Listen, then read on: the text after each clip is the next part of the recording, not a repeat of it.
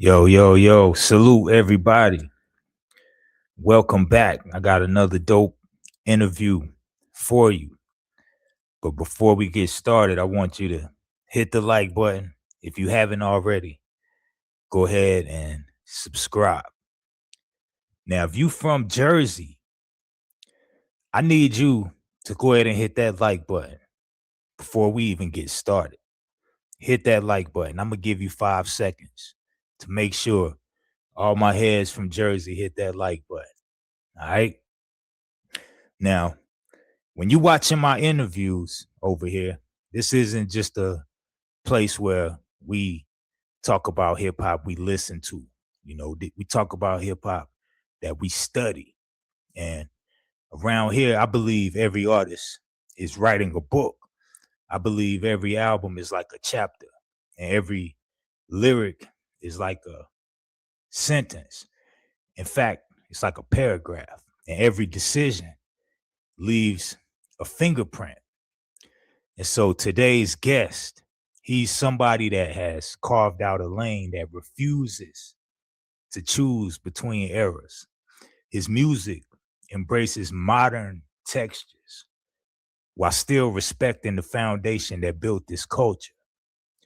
Instead of forcing old school and new school to compete, his music feels like it's having a conversation between eras. I would say the mid 90s up until the mid 2000s, which is very interesting. I would say something like a MOP mixed with a Fabulous, with a Cash Money, all of that intertwined. You see? So we're not just talking about accomplishments or running through a resume. It's about understanding the person behind the catalog. So we're gonna go ahead and get started. Right now, I have Mirak. What's good? What's good? What's up? What up? What up, y'all? What's good? That was the introduction. That was like you read my mind, like for real champ, like you read my mind. That introduction is exactly how I think about music. You hit it right on point. We didn't even have this conversation. You hit it right on point, and that's I call it the gray area, right? I call it the gray area where I am a student. I am a student of life. I am a student of hip hop, right? I study it all. And I do understand music is a conversation. It is. It's either you're going to get it or you're going to get it later, or you might not get it at all. But sooner or later, you will get it. So it's a conversation. The conversation has to be held. Either your conscious level going to accept it, or either it's not, or like I said, you're going to learn to accept it. So that gray area, which what you were saying, is exactly how I look at it. I try to intertwine both today's generation, not sounding. I'm talking about sonically fitting right in that gray area. Me being an older statesman, artist, right? I'm an MC, rapper, and artist. I'm all three combined because I can do it all. So that's the area where I'm not comfortable because you're never supposed to be comfortable, but I accept it. That's my lane. I don't sound like nobody. It's my own sound. Sometimes you can't even point at somebody. Oh, you from New York? From here? No, no, no, no. I'm from Jersey, New Brunswick, born and raised. So I just wanna yeah, salute you on that, bro. It's like you read my mind. I started smiling as soon as you said that. Yeah. Yo, appreciate that, man. Appreciate that. So so let's start with the name. I like starting with the name. Somebody Mm. that's never heard the name Mirak. It's very interesting. Never seen anything like it. So let's start with that. What is that? Is The, that your original name? Is that something you came up with? yeah, nah, that is like that is it's like when I was younger, it was like you always wanted a name. Like, what's a dope name? I never had a name, so I never had a name. Like they used to call me back in the day like KMD and stuff. I never went by that. That was just like more like a street moniker name. You get what I'm saying? So then I was like, man, I need a name, man. So I was just thinking, dive, and I was like, damn, Kareem. Yeah, man, I thought I should use Kareem. Man, what if I spell Kareem backwards? What? Mirak. Mirak. Oh, that's it. Miraculous. My name spelled backwards. Karim Mirak. That's how I got it. Wow. That's exactly Wow. how I got it. I came up with that idea because I was looking for a name, but I wanted it to be me. I said, what's me without, putting on, because you are what you put into yourself, right? Meaning you take on all these attributes and you become that. So I said, what better yet, becoming me. So then we switched the name around. That's exactly what I did. That's how I came up with the name Mirak. Mm, Mirak. Yeah, So it's short so for miraculous too. It's short for miraculous. So it's miraculous, but it's Mirak. That's my name. Just flip it backwards. That's it. Mirak. okay, okay. So you out of New Brunswick, is that correct? New Brunswick, New Jersey, born and raised. Yep. Let's start there. Like Mm-hmm. what's the environment? I want to go to the, let's say, the 80s. Well, What's the environment? Go ahead. I was too young for the '80s, but young to be in it. But my older brothers, so I had five brothers. So AD, he passed at 18. He died at 18. Well, let me start like this. My older brother J Bond, AD, my brother Power, he just passed 5 years ago. My brother Nut, and I got a younger brother, Rashad, and I got a sister, named Lucy. So I was influenced more by them. So when they was that age bracket, but I got to see it in real time. So I got to see them hanging up the LL posters, the Rock Kims, the Rockin' the Velour, the Dapper Dan, Gucci puff jackets and stuff like that. So I got to see it in real time and understand it. And this is actually where I gained my love from that hip hop. So yeah, that field right there, New Brunswick was, I had, what I mean, like the older brothers, that was I got hip hop from. Like not for nothing, my other brother AD was in love with LL. Like he was an LL Cool J fan, made me become an LL Cool J fan. Cause he had the poster. I was like, damn, who that right there? Rocking the King goes on. Then my other brother J Bomb was a Run DMC fan. So that made me like, yeah, hold on, man, these superstars. So that's how the beginning of the influence started happening. But it didn't bite me yet. It was just the sound was so new, and it was just so hip. Remember, it was different. It was different at the time. So that's the beginning. That's the beginning of the stages there for us. You know what I mean? That era, what you saying? So what was the aura like? Like when you first started seeing things in New Mm, Brunswick, what was you noticing? Like what were the first things you picked up? That man, or that, and I don't want to say I have to be very careful with these words because where I'm at today, right? Consciously.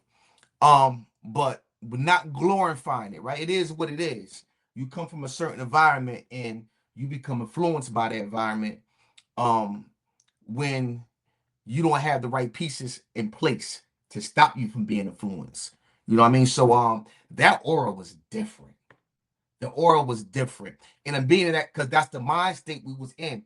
Uh the cars, killer cars, the rims, the jewelry, like New Brunswick. I want to say because I'm from uptown, right? You got uptown and you got down bottom. You got the project. You got DBL. You got Macy's Boulevard. I will be considered a Macy's baby. Like my brother and them started like the Macy's Boulevard because it was like you can get anything there. Like the boost and the jack. That's why they call it was like a store, everything. So that era where I'm from was like if I had a word to paint it, it would be like Harlem.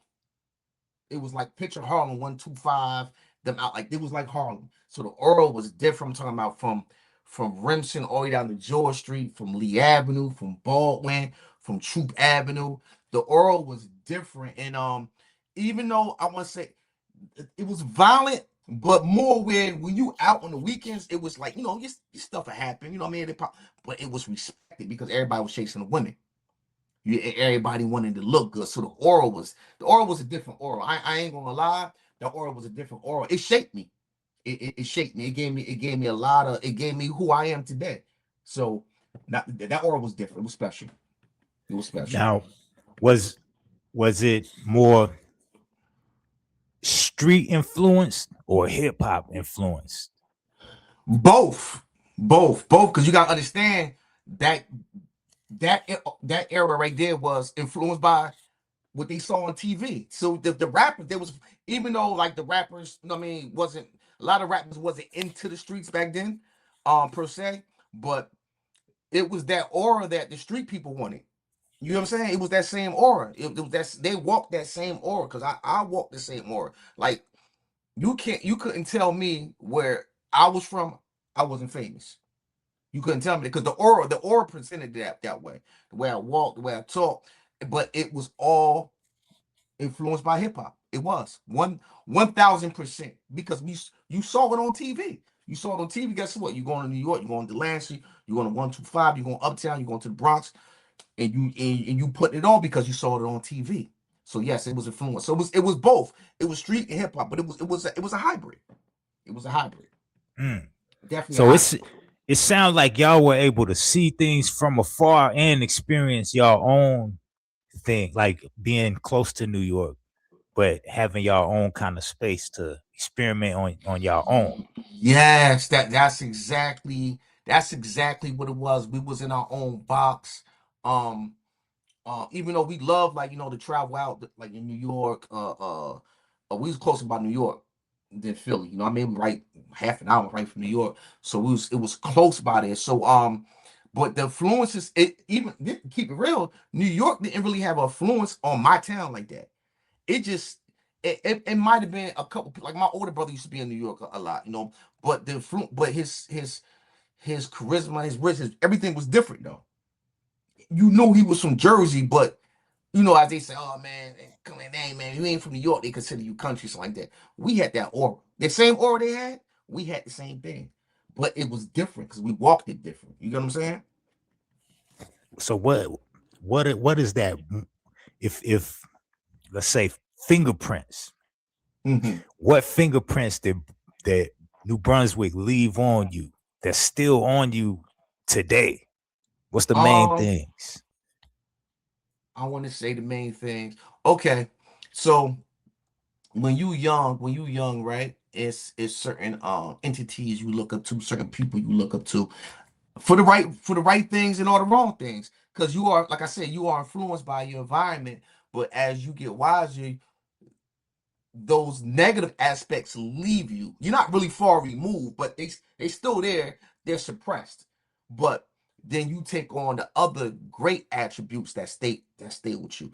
Okay, point one, it was rappers, right? So this is you had back then you had JC Live, like that's my brother, that's my older brother. I still keep him around. Now I'm telling you why. Just because of that. So that was an influence. You had my man Bean, who I actually started rapping from. You had Jason. You had my man, rest in peace. You had my man Sly Born. Those were, and my man Talk. Those were my influences as far as with the music, right?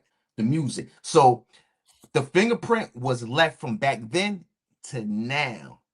You get what I'm saying? So like me being aware and me still having being adapt to my surroundings, them fingerprints will never leave because I grew up in it. So is there some things I might circle the block still? I'm far from off of it, but it's just a natural instinct. You get what I'm saying? And just to be aware of your surroundings. So that's the fingerprints that left in the music people that I looked up to is the fingerprints that still to this day still here. And I always give them their props just for that.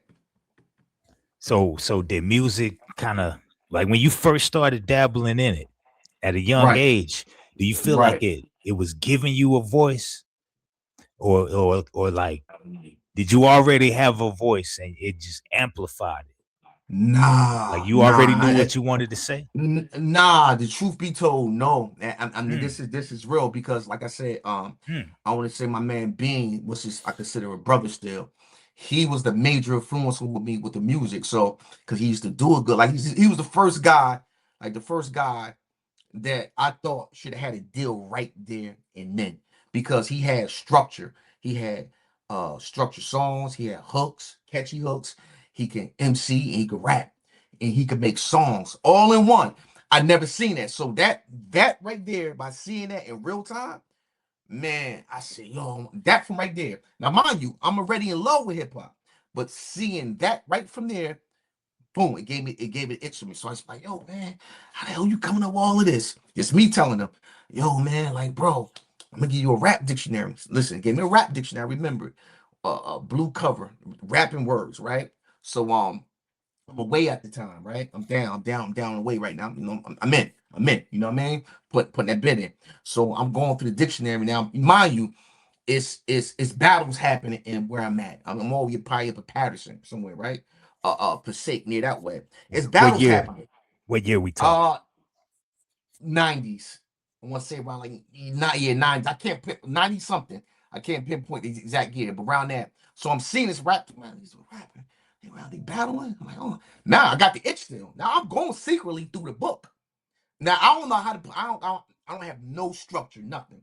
I'm just like, okay, what rhyme? Oh, thick, Nick. I'm like that. I'm that with the words. You know what I'm saying? I'm that. I'm like, but one thing I always did great. I can freestyle, like off the top, without no. So now I got the dictionary. I'm like, I get into a battle, lost, and put one on me. Yeah, he put me down. He put me down. But that taught me. I said, man, I don't need this book because the book was a handicap for me. I said, because I'm thinking about the words in the book. I said, man, put that book down. I'll put that book down. And mind you, years went by. I left rapping on. I probably just freestyle here and there. Like somebody said, pick a color. Oh man, the can, the pen. I'm rapping as you go. They pointing. I'm rapping. So that part stayed with me. It was like I was sparring with it, but not really serious. Because my man was so hot. I said, I gotta get back to him. So when I went back to and I finally got, released, got back to him, he 10 times better now. He like, yo, bro, man, all you gotta do is just write. I said, man, I don't got no. So he's like, yo, this and that. Mind you, I don't know what an eight bars is, 16 bars. He said, yo, just feel it. Where you need to stop at, listen to the beat and stop it. I said, man, I can't hear it. He said, yo, stop. He's going. So he put me through like a war camp. He's like, yo, you gonna feel it naturally. So I wrote my first song with him.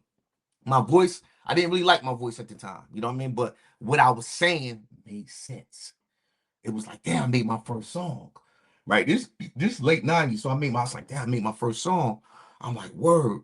I'm like, damn, so now the love, oh man, I think I can. Now my man faded away. I'm back and forth, back and forth, back and forth. I'm finally now like, yo, the freestyle is all the way up now. I used to have no strike. I probably had like a notebook full of rhymes.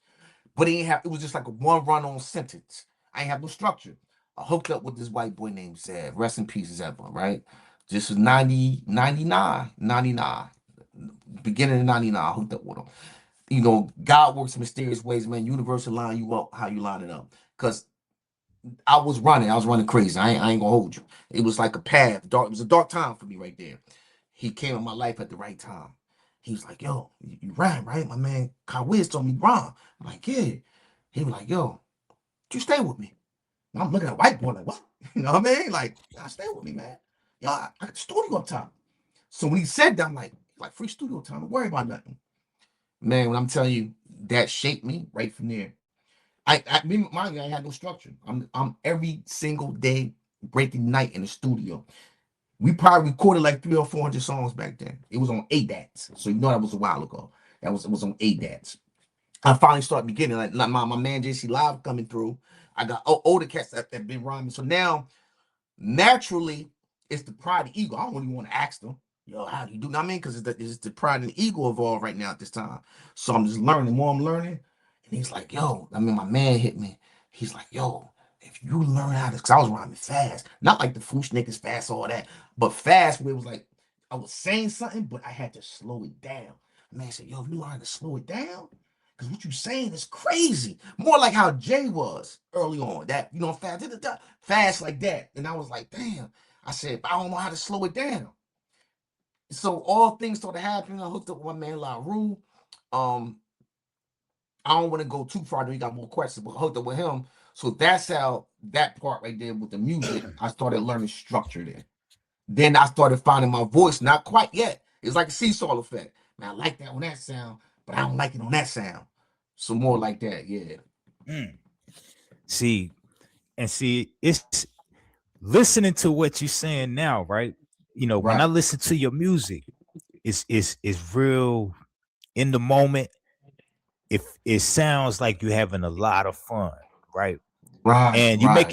you make it sound like it's easy. But just what I'm hearing so far, clearly you put a lot of work and effort, and it's a lot of strategy into Yes. this Right. approach. No, it is. It is. I don't Yeah. I don't think other artists realize how important it is to pay attention to the details for it to come out Yeah. as smooth as it does. Right. You want to elaborate on how, before we get into more questions, Mhm. like you want to Right. really emphasize how important it is to pay attention to small details early on before you Right. get attached to bad habits, because it sounds like Right. you were experimenting, trying a lot of Yes. different things out instead of sticking to Yes. one thing, getting caught. Yeah. Yeah. Yeah. No. See, man, it's like reading my mind. That's exactly what it was. It was training camp, right? And I was one thing about me. I was honest with myself. Early stage, nah, they ain't hot. I like some of that stuff. Maybe I revise and take a little bit. Nah, trash it. Trash it. I'm more trash it. Trash it. No, that's all right. Nah, they ain't right. Trash it. So now I'm being my worst critic. So I'm like, nah, now as the more the detail, I'm like, yo, what am I missing? I said, um, what made these other artists great at what they did, right? So I went back, okay, well, Rakim changed the game just by his flow. Nobody was rapping like that. Big Daddy did this, KRS One did that. Then later on, you got the Nas's, you got the Jay, you got the Bigs and the Pox. So I looked at that whole smorgasbord and said, what made each one special? What made them special and find themselves? So I studied that. And I was like, man, and I want to say Pop was probably one of my biggest influence as far as hooks. You know what I mean? As far because it was so catchy. So I was like, man, okay, detail. I said detail. I need detail. Now you know I know how to slow it down now at this point now. You know what I mean? I understand certain songs, you certain BPMs, you go there, you go there. I'm understanding that now. Still didn't really find my voice yet, but the detail was there. The vision and the detail. Now I know what I want. Now, mind you, at a point, I stopped rapping. I was so far gone, I stopped rapping. I said, man, I don't care about that stuff. I want to see 2000 and 2016, 15. I picked it back up. Yeah, my wife got me a studio, surprised me, like, yo, I know you really, you love music. She's got me like, I don't care about that. So the studio called me. That was my beginning of the second phase of finding the fine detail. Cause now I'm not on nobody time. Yo, right, man. Yo, man, it's getting late, man. Nah, yo, no, I'm gonna get back to it, man. Now I'm not on nobody time like that. It's just me. Late nights in the garage, cold nights. I don't got no styrofoam up like I'm in my room right now. I ain't got none of that. This is Rocky. Hit the bag, running late night sweat. That's that type of the aura I was at. Um, and I said, yo, man, I think I got it. I ran through. Literally, I did a series called Monster Mode. And this is what I'm telling you where this is not just the artist. I wasn't even artist mode. I was in MC mode. I was in MC mode. I was because that I could find. I'm comfortable finding a niche there. I said I'm on that MC. I'm rhyming to so many. I probably did like five mixtapes. I never put out. They was just personal for me for sparring sessions where I can go back and listen certain tones. How do I sound on that? So that was the beginning of me finding different frequencies, different tones, my voice, that whole learning. I never put nothing out. I probably let my cousin hear it because my cousin was one of my biggest fans. What you think about that, cuz? Man, I like that. That's crazy. You putting it out? Nah, I ain't putting it out. Nah. So that was the detail where I found and said, yo, now when the part you said easy, this is the part where it comes. I said, how I approach it. I look at it, listen to the song. I might come up, I might have the hook. Cause I stopped writing. I stopped writing at the time. I stopped writing because it became easier for me doing it in real time. You know what I mean? So I was like, so I just listen. I listen and say, what is that? What is that? So first of all, I'm diverse. I could rap about anything. That's where I figured if I didn't do that early on, I would have got burnt out. You see what I'm saying? Because Yeah. I'd have been stuck on one subject matter all the time. I'd have burnt myself out. And as a creator, it's redundant for me. I don't want to do it no more. If I can't create and expand my consciousness somewhere else, it's not fly to me personally, right? I'm not nobody else. To me, I have to have a challenge. So I say, okay, what is it saying to me? So I approach each project like that. Does this make common sense of what I'm saying? Can somebody grasp this? Am I what tone am I using on this? What subject matter am I using that? And that's what the detail was. I was fully locked with the detail. From that stage. During the period where between phase one and phase two, right? Because Mm-hmm. phase two, it sounds like you know where you're going. You ready for Right, phase two. right, So right. before phase two, was there kind of a battle with the ego or confidence? No man, I'm just being honest with you. And not an arrogant confidence, but a believable confidence in myself. I said, yo, I can do this. First of all, why I always said I can do that. I kept the music like that inside of me because what I went through in life, it was self-therapy for me. I always said this, without a dollar, without nothing behind nothing, bro. This music helped me. Like it really did. Like I grew up crazy, man. I'm talking about no mother, no father. I'm talking about like that. You know what I'm saying? Like my cousins is my brothers. You feel what I'm saying? Like my aunt is my mother. So I grew up like that. So that was, you understand, a kid being left at 4. You get what I'm saying? His mother saying, hey, I see you and buy you snacks, I'll be back. So you know what that do to the psyche? So that's why I went from I was going, you know what I'm saying? I was going finding myself.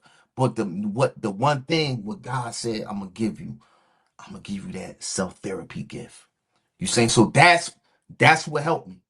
That's what helped me, my brother. Like that was the gift that helped me with the music. So yeah, that phase, going through that phase like that, it wasn't ego. I was very confident. But I knew, I said, yo, if I really want to go back to it, I can do it. Sometimes, like I said, they like, yo, why you playing around, man? Like, yo, you gotta get focused, man, bro. Man. So this is when now where I'm at now, they like, yo, I'm like, oh, everybody saying like, yo, man, that's dope. You did that, yo, you did that. Like, yeah. So now is that like, oh shit. Now I'm getting people like to buy into it. That's where it started. I was like, but still, it didn't stay to me because I was running around still.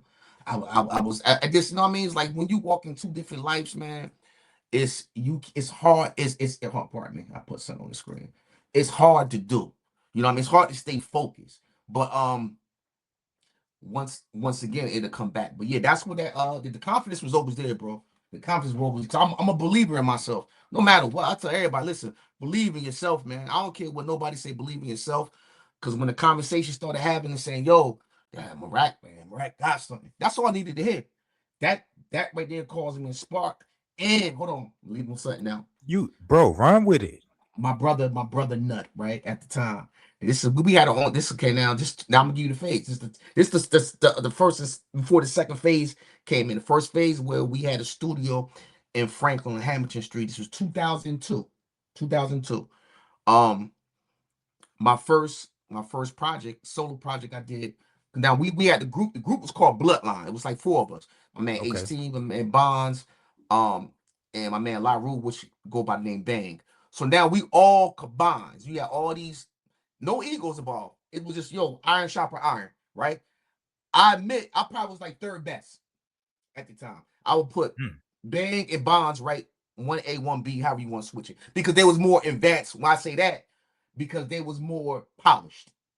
You know what I'm saying? They was more polished. I'm raw, but what I'm saying is crazy. You know what I'm saying? My man H, he fitting right in. So that phase right there, now speed it up 1 year, I'm back out of it. Oh man, running around again. You know what I mean? My brother Nut started rapping. My brother Nut started rapping. And I should be hard on him, man. That bullshit out of here. I might want to hear that shit. Hmm. But I was doing that for a reason. To make him like, yo, I'm gonna prove to my little bro. All right. Fast. I'm just gonna speed up a little bit. Man, so we started going to Willowboro, my man. Shout out to my man Yanti, man. That's another one. I love that, bro, man. That's when I really when you meet people for a certain reason, he's the one that got me into the second phase.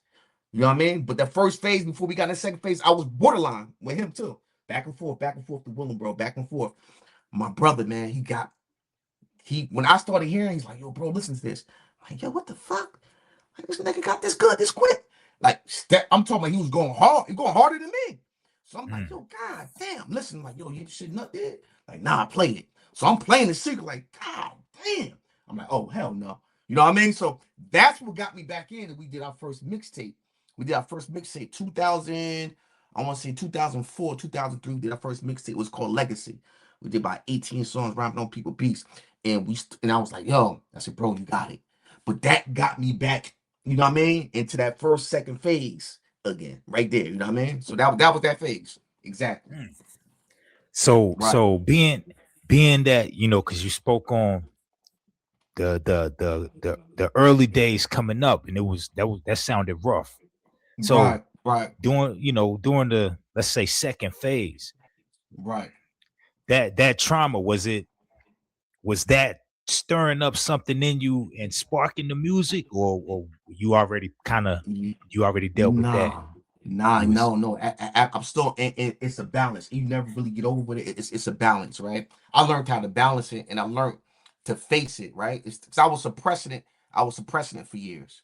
You get what I'm saying? So I learned to balance it. You know what I mean? As far as with that, you got a question, Ax? Go ahead. one question. Go Okay. ahead.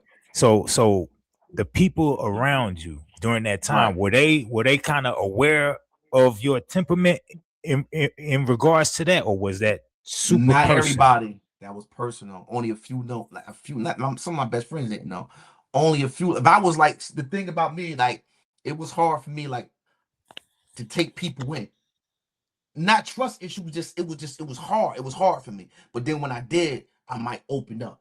You get what I'm saying? I might open it. So it was like about a handful that knew because I learned early to keep some mystique. Mystique will keeping mystique with you will keep you going. When the less people know about you, you got more room to play. And that's how I like to move. I still move like that to this day. A lot of people like people that grew up with me don't know too much about me still. So that's the mystique I love to have because it all fits in with the music still. Because they're here like, oh shit, I didn't know you went through that. Because they listening now. You get what I'm saying? Like I did Mhm. the song Trauma off my last album, Layers. I dropped in 2024. Layers. It's a song called Trauma. Trauma is the whole story. If you listen to Trauma, it's the whole story. I give you each phase in about 3 minutes, a 3 minute, about 4 minute song.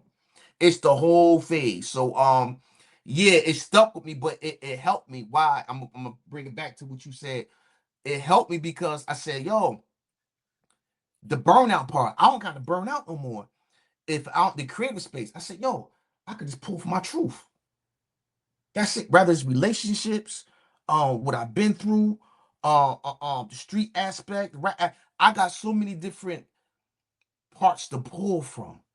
And that's what I learned. So I said, bro, I ain't throwing that away. I was like, so stop suppressing it. I learned to accept it. You know what I'm saying? I learned to accept it and say, hey man, as I got older, I said, yo, this is it. Even with me, I was young, I learned to accept it, but it was more, I was lashing out. So I was lashing out on it because it was more anger, it was more rage. You get what I'm saying? Mhm. Not at my parents, just at the world. I was, I kind of understand it. It's like the phoenix burning inside of you. You know what I mean? You got to release it. So yeah, I still keep that edge with me because I know it's there. So I face, I said, no, it's there. Yo, come on, I need you to come outside with me real quick. Let me pull from something. And this is how I create. I pull from real life experience, right? Like I said, right, relationships is real life experience without too much of incriminating myself or doing this or saying what I did or vice versa, whatever subject matter it be. I keep it in that gray area. You get what I'm saying? But trauma is Mm. probably one of the realest. Trauma is probably really one of the realest songs I did, and I want to say, hold on, and I want to say, this song called "Selfish." I did off my album "Food for Thought." I rapped about the perspective of me being a bad father for my daughter, how she would feel. I rapped in her perspective. I rapped in my mother and father's perspective, how they seen it, And like, yo, like my mother, like I wanted you, my father didn't, but they both perspectives it met at equal grounding.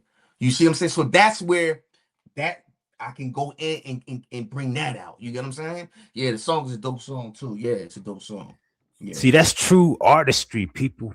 Everybody that's watching this right now, yo, I want y'all to leave fire emojis in the comment section. When y'all watch this, I want to see a bunch of fire emojis. That's true artistry, man. And Right. you brought up the album Layers, and this is a Right. great example because you talked about the song Trauma, and Right. Right. Right. my favorite song of yours is on the Layers album, and it's State of Mind. Oh, state of mind. Yeah, yeah, yeah. Yeah, state of mind is crazy. Yeah, see that's the point where I'm going from perspectives because I lived it and you got people you gotta be aware of, like I say, you know what I mean? Never trust them with a pole. Like pole, and like I was talking about, I was playing off double entendre, our pole and the pole.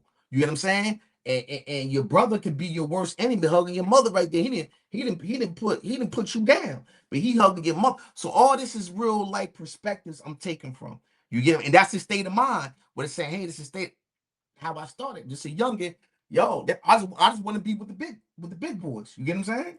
Yeah, yeah, yeah. I appreciate that too. Yeah, state of No mind. Yep. doubt. Yo, the Yeah. you drop jewels and you can turn the street dude into a scholar, man. It's like for real. All right. Appreciate that. You talk about positive things in a way it relates to a lot of street Right, cats. right, You know, right, right, right. And that's they and that's and gravitate that's the to it. that's the great area I say that I found my niche for. Well, like I said, like I really lived it, but it's not to this day where I'm at. I don't want to glorify it because you as you get older, right? You supposed to apply wisdom, right? And say, yo, I know it's music, I know it's entertainment, right? But yo, I got a lot of people looking up to me. I got kids looking to me. So I say, yo, and they look at me like, Dad, oh damn, man, right? You still blowing niggas' heads off. Which is because entertainment. I get it's like movies and anything like that. So I get like that into certain entertainment. I understand it's entertainment, right? But me as a creator, like I said, now this is the artist you talking to now.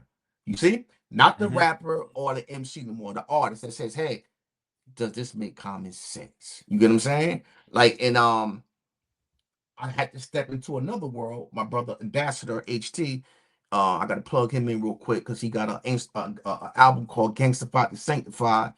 He's a pastor now, but yo, bro, when I'm telling you, it ain't the regular thing people think they gonna hear. It's different. And he found this lane, but I had to hop in that lane. You know how easy I hopped in the lane? Because I'm an artist. It was easy for me to go in that lane. Oh, bro, you want me cursing out? That's easy. That's nothing for me. Okay, I can do that all day. So these are the lanes when you at a certain point in life as an artist, and first of all, mentally you got to be there. Consciously you got to be there. You got to be aware of what you speak manifests, man. That I'm a spiritual dude at the end of the day. I know these words. I speak mantras every single day in my life. So I understand the power of the tongue is real. And once again, I know it's entertainment still. So it's a fine line. It's a seesaw effect, bro. You know what I mean? Sometimes it balances itself out. But that's the part where I can dive into anything, man. I can female songs, I can do it all. You know what I'm saying? Because and I pride myself on that, and that's the challenges that keeps me going. Because I know I'm like, oh, I mean, the only thing I can't do that's something, so I can do it my way though. I'm gonna do it my way though. You know what I'm saying? So that's what I did with Birkenbag. With Aquarius. Aquarius is my sign. You know, I was born February 6th. It's my sign. It's more expressions of me.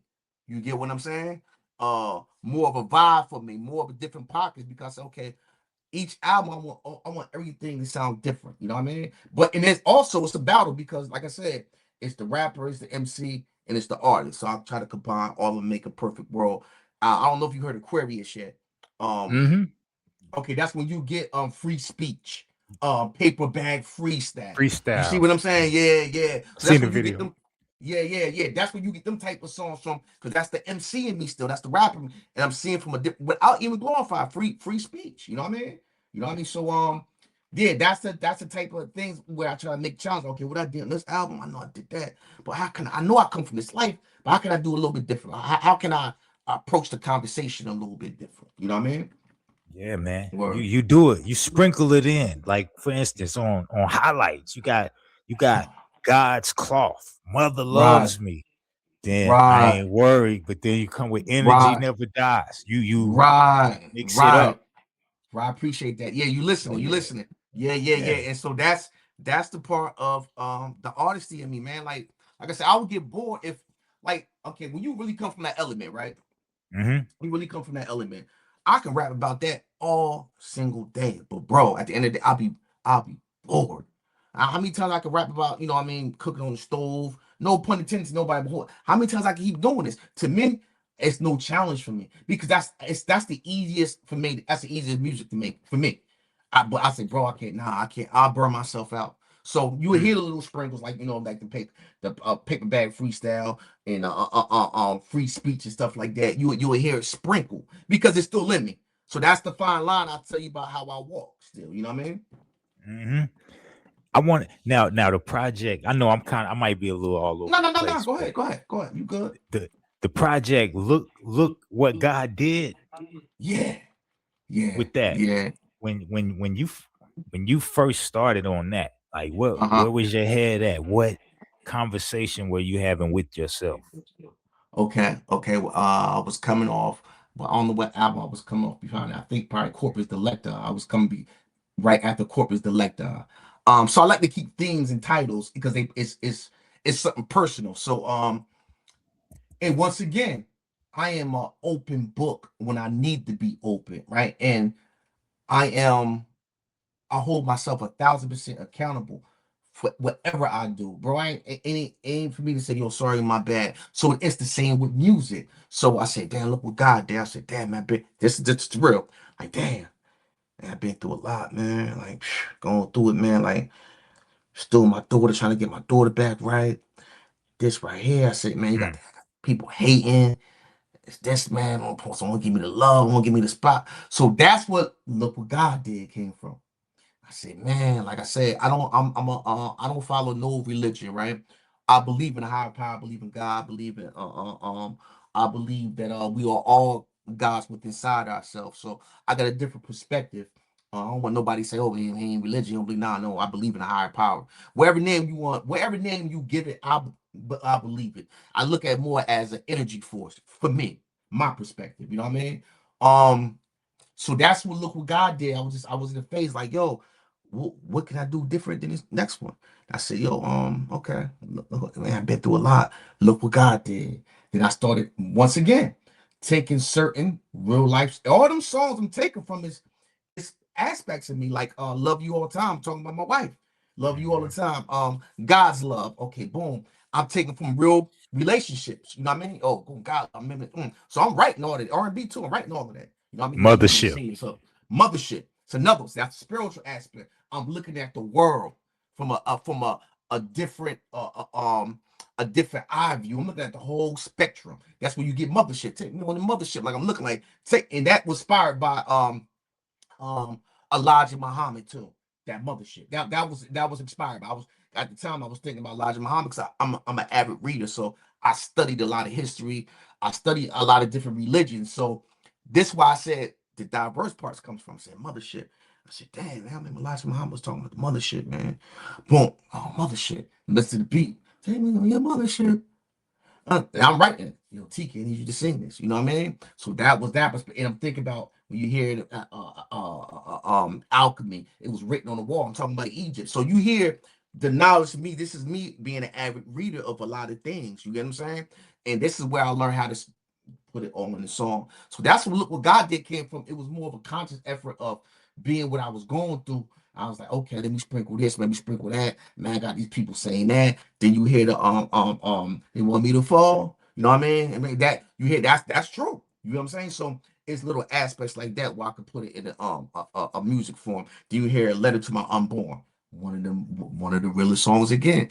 My daughter called me one day. She said, "Dad, why you tell me you make that song? You made me cry." I did my job. I did my job. I hit that heart chakra. I did my job. That's what, yo, bro. That when you can connect, that's one thing why I admire. That's one thing why I admire Tupac. His heart, his heart. Yo, bro. When you can hit somebody from the heart is a everlasting thing you can never get over, yo. When you in somebody's heart, when them footprints is in your heart, bro, it's forever there. So that's another aspect what I took. That was really inspired from a Pac perspective. If you go back and listen to it now, that was a Pac perspective. But I put it in my own way. So yeah, that's what Look What God Did. That was the theme going through the whole thing, even down to Pray. Yo, my man turned me hating. Like, yo, man, what? So, yo, this how you feel about me? I ain't gonna do it. I'm gonna give you my perspective through a song. I ain't gonna go on social media and kick you. I'm not doing none of that goofy ass shit. I'm not doing that. You know what I mean? I'm a best way I know how to do it is put it out on a song. You know what I'm saying? So yeah, it's that's what Look What God Did. You know, that was the whole thing. Look What God Did. Yep. Yo, I see you. I see you got the envious shirt, Right, and right, and, and, right, and and you got that joint on autonomy. So right, right, you right. want to talk about that? What it represents, and can Okay. people cop that shirt? Because that's Yeah, fire yeah, right yeah, there. yeah, yeah. I got the envious. Like if you go on any one of my Facebook page, Facebook personal page, um, I'm at the Real Mirak on Instagram. I got the links. Just gotta click on the link. You can click on the shirt. It's gonna bring you right to the website. So envious was started. I gotta give props to my cousin, right? Even though he might, man, he never give me props to my cousin Jerome, right? He had a store called Envious, back in Edison, back in Highland Park, Edison. Had a store, but he had up running and it went down. I'm like, yo, so back to that first phase where we was at, and we was bloodline, but I started patching off and becoming like, yo, cuz I can use that name. Yeah, yeah, go ahead, use the name. So that's where envious came from. I was using because they envious. Like I was calling that, that's they really envious. You know what I mean? So more jealousy, hate, but envy. So it's that mantra stuck with me. You get what I'm saying? So I said, oh man, no, envious. Nations versus us. That was the first phase. The second phase came to no victory is won without us. You see, the mind changed there now because it's more about tribe, it's more about family, it's more about unity and love. Truly, no victory is won without us. Once you got your family unit, your tribe, whatever you call it, yo, bro, that's what it represents. You get what I'm saying? And it also was a rap group too, envious. It still is a rap group. When it's all of us combined again, we are envious. But yeah, that's the logo. Yo, no victory is won without us. Yep. Mm. So wow, yo, everything what I'm hearing, everything you do is calculated. It's It very sounds, calculated. even though it Very, sounds very like calculated. you might just be kicking it on some It's cal- fly shit on it's the record, but right. It's calculated. No, it is calculated because and it's not thought of calculated, it's designed and it's already instilled in me. So it's like it's a go switch. You know what I'm saying? It's like that switch, boom, you go in, like y'all notice it's like going in the dark room, right? You're like, I ain't been in this room in years, but you know that switch on that left hand corner. So at the right hand corner, you know when you hit that switch, boom, everything's memorized in. So it's like that switch. So yes, it's calculated because I was raised like that. Like I said, these are older brothers that instilled. I got to see everything in real time. I took the good, took the bad, and say, "Oh, listen, this is what I can take from it." You get what I'm saying? So yes, that is designed like that, bro. And it's not like I'm not fabricating. It's an automatic switch for me. You get what I'm saying? yo, Yeah. damn, yo, that's Yep. that's that's fire, man. You don't see that a lot in artists. A lot of artists just kind of experiment as they go and they Right. stumble their way along. But it doesn't Right. seem like you look back and have any kind of, I ain't even gonna say doubts, but uh lack of clarity in any work that you No, do. I don't because once it's there, because even like okay, autonomy, right? Autonomy is like a double album down there. Autonomy, right? That's the first one that I really got. Like I did okay, back 2000, back I did 2000, about 2003, 2000, yeah, 2003, 2004. I did My Thoughts, My Word. That's my first solo project I did, right? I put out in the streets. hand in hand. Man, we was selling them CDs too, man. It was pressed up professionally. Only thing I critique now, going back and listen to it, the mix was horrible. I ain't gonna hold you. We was it was everything was wrong. We was rapping off the wrong mic, a stage, a mic you hosting with. So everything, but it was just the love of getting the songs done. So that was my first that was the first project. And I tell you that second phase of me going back with my man, yeah, my brother got locked up. A lot of stuff started happening. People started getting locked up. Man, I was like, yo, man, and this was the phase. I was like, yo, man, I gotta change my life. I gotta get, yo, rap, yo, man, this is it, yo. Like, yo, you either gonna do the right thing or you know what everything else gonna lead to. I had that real, I had that real conversation with myself. I said, yo, this is where the eagle died. I'll be honest with you.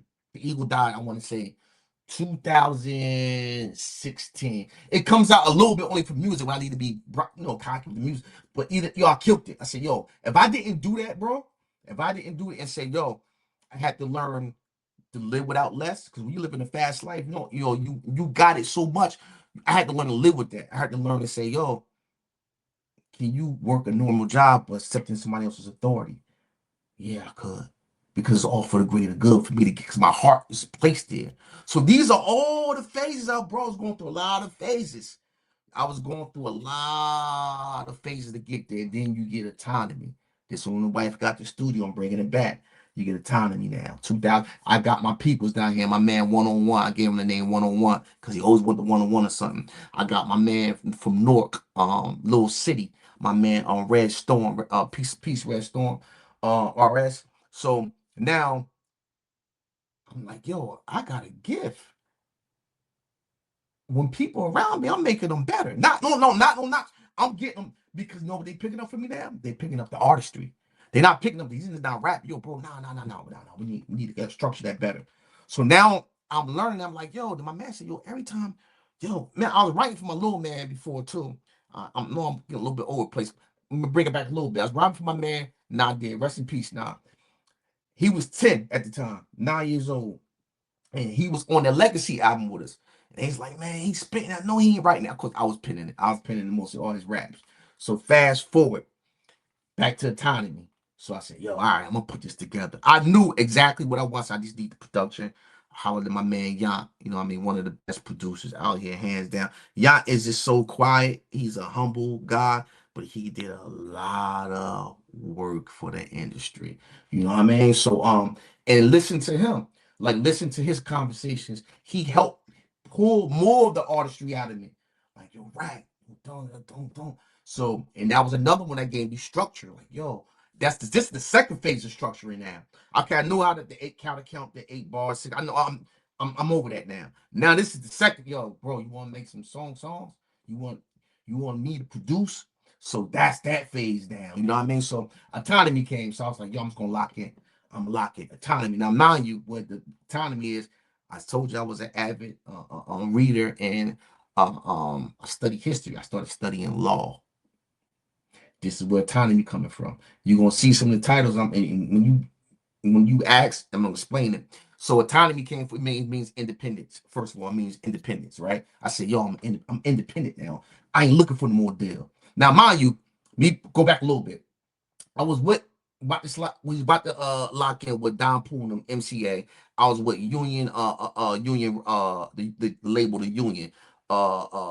Big up, shout out to my man Nucci Rayo, my man Carlos, my man Hoffa, right? So that was another stage. That was that first stage. So that first phase I was telling you about, but stuff happened, you know what I mean? Running, you know what I mean? People running, everybody ain't lined up. So now bring it back. I'm taking all of that what I learned, right? All that what I learned. Okay, rap. This is yo. You did my thoughts, my words, yo. Man, I really like that. I did the stage and I did the spotlight in between the second phase. 2 albums I never put out digital, but I did it. It was crazy. I still got them. I had probably like about 28 songs on one, and I had about 18 on it. It was spotlight and stage. Now, mind you, I found my voice at this point. You see where I'm going at now? So autonomy, I was like, autonomy. I like, boom, this is me studying the law and stuff like that. So, yo, I'm independent now. I'm gonna create Envious Media Group. I'm gonna create it now because I'm now I'm into law, understanding how LLC works. I'm understanding how trust works.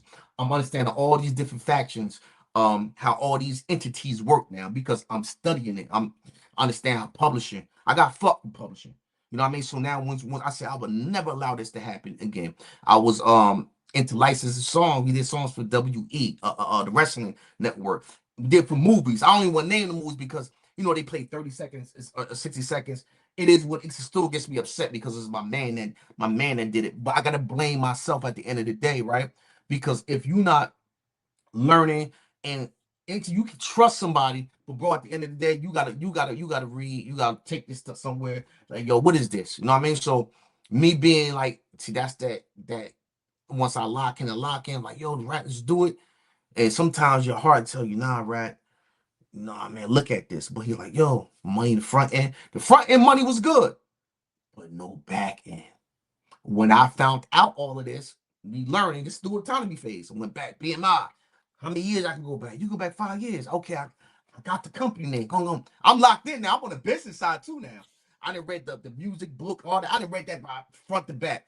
I'm learning how royalties work, percentages work. So I'm locked in. And mind you, key, I'm already locked in with my family, Jaheim, the R&B singer. I'm already locked in, so I'm Okay. gonna learn. I'm learning a lot from him too. And I went on tour with him. I'm learning a lot from the music business, seeing it happen to him in real time. So I'm learning. I'm learning the do's and the don'ts. So I said, yo, it is media group autonomy. That fits. That's how I created autonomy, man.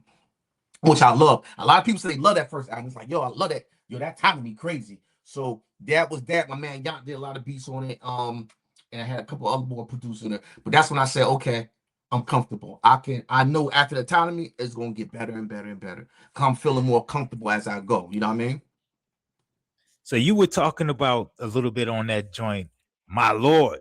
When the money get low, Yeah. see your friends turn to foes. I see the money. Yeah. I see the hate in your eye. Right, They don't love you no right, more. Yo, I love that joint. right. My But Lord, Lord, Lord, Lord. Yeah, yeah. now I want to talk about that for a second, right? Because I Uh-huh. had a debate with somebody maybe like a couple of months ago, and Right, it was about the structure of songs and hip hop, right, and I right. was saying that having bridges in hip hop songs is very is something that's unorthodox but very effective and creative if done right. And so the Mm-hmm. person that I was having a debate with, they like, nah man, you don't have no bridge in hip hop. So my Lord is the perfect song that demonstrates exactly what I was articulating. You got a one and a Mm-hmm. half bar bridge on there. They Right, say I wouldn't right. make it because I'm from the bottom, Right, right, but boy, I'm a right. problem. Right, And you right, rarely hear somebody doing a bridge right. on a Right. hip See, hop record. that's me taking. See, that's the artist. That's the artist part of me taking the real subject matter, taking the real subject matter. Like, yo, man, like that's how I do it. I take real subject matters. I say, okay, I use my Lord, like, boom, my Lord, Lord, Lord. I started playing around with it. Then I said, yo, I'm like, yo, man, I can put a little bridge right there. It's a little tiny bridge right there. It fit. Now, mind you, I'm in the studio with my man Yacht. So this is where he does it. He raps too. So he produces. So I'm like, he's like, man, that's a go. Put that you wherever you just said this now, that you need to put that there. You know what I'm saying? So this is me all in real time. I'm doing it like, my Lord, when the money gets low, you know, low, my Lord, Lord, Lord. Say you want to Yeah. make it. So that part right there, me mumbling the words, I got it. Let's go. And it to me it fit, you know what I mean? But that's at one point when I'm gonna piggyback over what you said. See what I learned. This is what I learned. The conscious, the level of people, right? When you're dealing with human beings at the end of the day, we could be our own detrimental of not rising where we need to be at because we'll be in love with a certain sound, a certain era, um, in a certain standard, right? It's nothing wrong with that. Um, I'm gonna give you a case in point what I mean by that. Yo, Nas Illmatic, man. Ain't not, man. Why he changed after Illmatic? What the hell you mean why he changed? He got 10 times better. You see, because they want a certain structured old template still. They don't want to move on from that. It's okay because they fell in love with that. But bro, it's okay to move on. It's okay to say, to me, he advanced. That's what where I'm getting at. Where some people minds they can't fathom, they can't because they in love with something so much they don't see themselves coming off of it. And this is where you get to disconnect with the older generation and the younger generation. I learned to embrace it. I don't like everything that's done, bro. When I mean everything that's done, when stuff starts sounding the same, that's what I don't like. Um, um, let me say this: hip hop should be genre now. It should be different genres. And this is why I'm saying this. And me being an avid student of it and looking at it, and you looking at war shows, I say, yo, why they putting this artist with this artist? Yo, they should put this genre right here, this right here. You know that makes the game more fair, right? Because now you ain't going against a pop artist that rap. You ain't going against MC ain't going against a rapper. He going against other. It should be. These are the layers that need to be laid. This makes the whole game fair. Now that person has, yo, he should have won that. That category was an MC category. That category was a rap. That category was a pop. You see, but it's rap because we making words match, bro. It's expression. So it is still rap. You know, it's the five elements. That's what people forgetting. It's the elements, right? We are dealing with Right. elements, right? So that is one of the elements, but it needs to be for the safe face. It needs to be broken down. And I think this is where we can have um a great advance of minds advancing without one bashing the other, man, because the disconnect is crazy now. It's crazy. And my youngest love me, man. Like where I'm from, yo, they like, yo, Rat, like, yo, you different, yo, like, yo, man, like yo, like I do songs with them. And when they with me, I give them that what I got or what I witnessed of knowledge of it. Because I think what's missing in the disconnect with the younger generation is they're not students of the game, right? They can't tell you who they might not know who Sugar Hill Gang is. They might not know who Curtis Blow is. They might not know Grandmaster Flash and Melly Mel and all of them. They might not know that. They might not know Run DMC is. They might not know Big Daddy Kane. So you see the disconnect. They don't might know who Rakim. Well, a lot of people don't know who Rakim is. Slick Rick, you know them, but it's a disconnect because they fuse the stuff. They refuse. They accept the game is the game. That should never go. That should never be a disconnect of the founders and the pioneers who started it. You know what I'm saying? That should forever be indented in your mind. You get what I'm Facts. saying? Other genres of music definitely had that, you know. Yes. Right. Yeah. And it makes it safe. And some people say, nah, it shouldn't be. That ain't real hip hop. Bro, okay, but it is, it's they rhyming, whether how you say it, they might do all, but it's the words are matched, they're rhyming. So it's an art form still. You just gotta put it somewhere else. Ain't nothing wrong with naming it something else. It's nothing wrong with that, bro. It's nothing Agree. wrong. Yeah, and this keeps everything fair. Now you gotta worry about people at the war show, like, man, you should want that. Well, you know what I mean? You ain't gotta worry about that no more. And then To we'll my start mind, that's having how I some see it. agree. Then Right. we'll start having emerging goats of the new generation. But Right. as long as we got it Right. grouped together, how do we have goats of the new generation? You Right. know? That's the perfect analogy right there, yo. I to me, believe it, me, like I said, I'm a student, and I just look at things, yo, it makes sense. Like sometimes common sense is the best sense to, and it's not, you ain't gotta overcomplicate anything in life. Sometimes you look at it from a view, you step back, breathe. Does this make sense? Right? That's it. Right. Yo, either you like it, you love it, or you hate it, or whatever. But I believe if you put things in their proper places, bro, it'll make everything. It's a balance of life. It's the yin and the yang, bro. You know what I mean? It's yin and the yang. Facts. Now, question. Mm-hmm. With the young heads, do you see them or have you seen them like celebrating any of your songs, but yet not necessarily receiving the message as you intended it? Nah, they receiving it because they get it. They get it. Yeah, they're receiving it. Yeah, they get.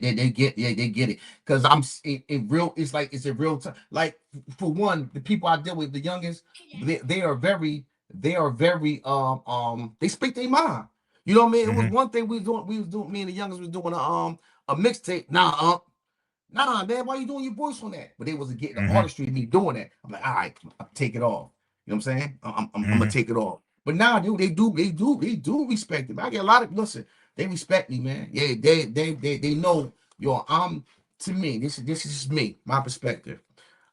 Where I'm from, I believe I am the goal. This is my perspective. I do it all, and just me in the body of work. Once people can get past the jealousy, the envy, and the hate, and just say, yo, let me actually listen. Once they Mm-hmm. get past that, you'll see. You'll see it in real time. You'll see it through my videos. You'll see I'm writing my own treatments. I just learned how to start shooting now myself. I got the movie thing now in my production right now. So it's a whole plethora of things I can pull from. But to me, be honest, I believe I am that one. Me personally, I believe I'm that one. Like I said, and I can out rap anybody to this. Me, I can do it. It's easy for me. You know what I'm saying? It's easy for me, bro. It is. It's easy. It's easy. I hear that in the music. It's clear. I Right. get that sense of camaraderie from the younger generation in your music. Right. So that's clear. When now piggyback. See, that's why I say, listen, I'm 100% honest. That second phase, the third phase, just the third phase, with the youngins gave me a whole different spark. Right? It Okay. gave me a whole different spark to see through their lens. Right? I said, yo, oh, okay. Right. Okay, I see. Now this is the gray area. This is where the gray area was created. Right there. The gray area was created right there. The gray, I could fit right in. No, I Okay. could be sonically, I could have this, man, I could fit right in without trying to be nothing but myself at the end of the day. I could fit in. You get what I'm saying? I could fit in, man. And it's been proven, man, like all over the country, man. Like my streaming. Even though I'm not really a fan of streaming, it got its pros and cons because it can get all over the world. I'm just saying from the people's perspective, whereas man, I'm seeing it from all these different countries, and I'm getting the feedback through my YouTube, man. Like, yo, this is put together, this is genius, man. Big up from Obi over here. I can't name the countries, but yo, I'm seeing it happen. Looking at my album music, seeing all the countries and the cities in Mm-hmm. real time. I'm like, word. So that make me say, yo, man, somebody listen. You know what I'm saying? Yeah. Somebody listening. And look what God did was one of my highest streaming albums on Spotify. I think it did over 500,000 on Spotify. Wow. Yeah, look what God did. Yeah.